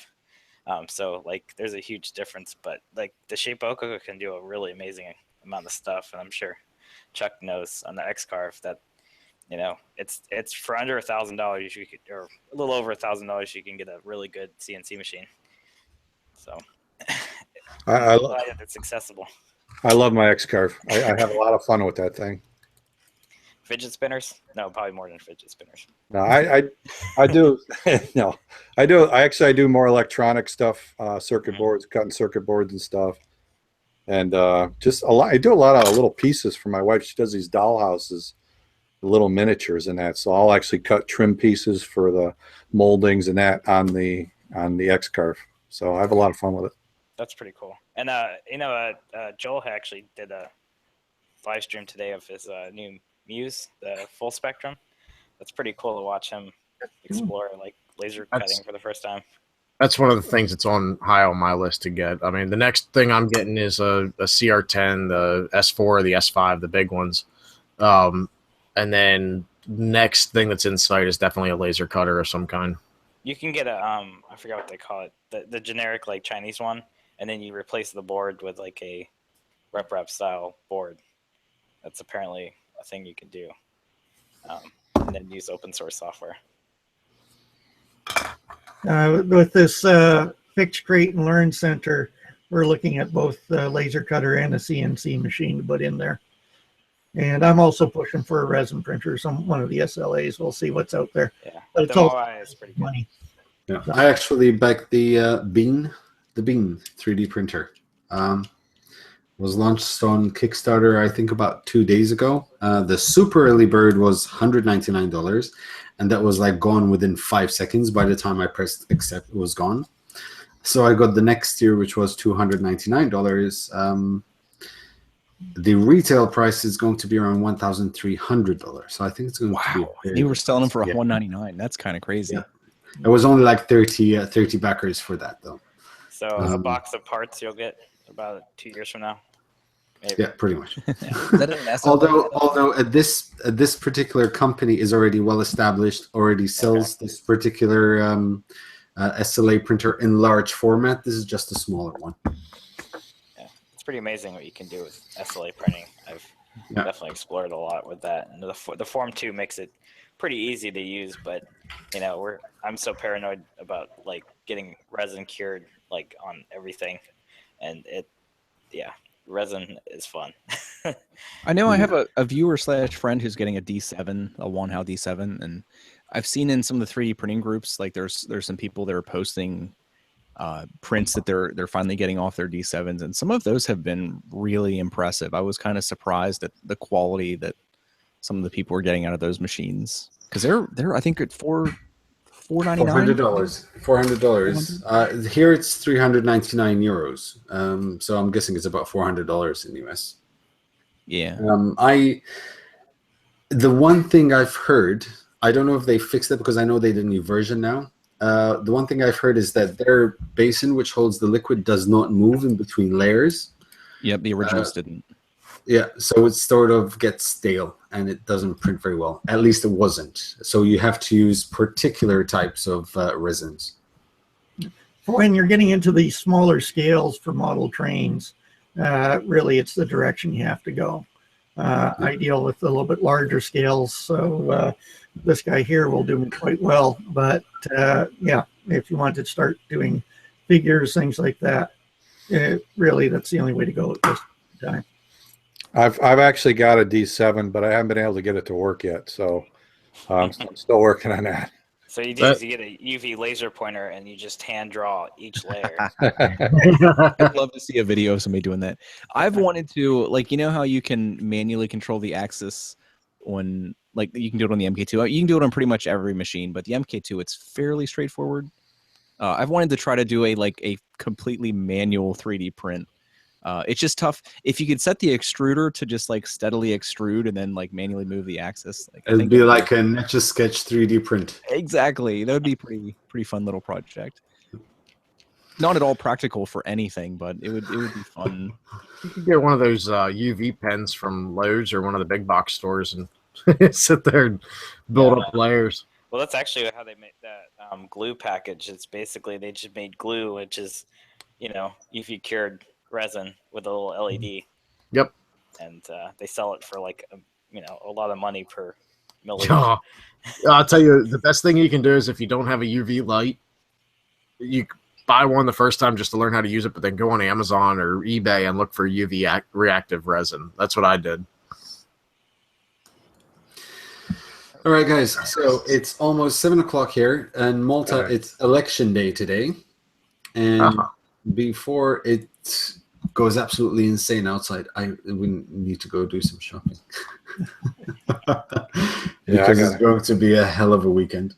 I got to check out myself. So yeah, it's about 1 a.m. I got to get up at 6. So all right, it was great talking to everybody. I really do like these. It was an absolute blast. I had a lot of fun. It was definitely worth getting slapped by the wife for. Yeah, definitely. Thanks. Worthwhile seeing Joe Mike getting out of the not so much. I was just going to say, not so much worth seeing Joe Mike half naked in a bubble bath. Next time he's going to have candles and wine and everything. I will, in the Google group, I'll start a new post and pin it to the top rules. And the first rule is no Joe Mike in the bathtub. Yes, please. Thanks to our 2 newbies to the stream, Joe Noob and Chuck. Chuck, you've been in the chat quite a bit. Joe, I think you stopped in the chat once or twice. Yeah, once or twice, something like that. I appreciate you guys jumping in and streaming with us. It's been a blast having you guys. That was awesome. Thanks for inviting me.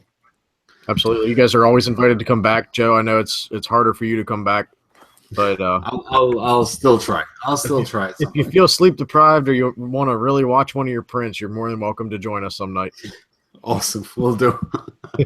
Have a good night, all. Perfect. Have a good night, and thank you very much for coming by, everyone. Yep. Good night, everybody. Good night. Bye.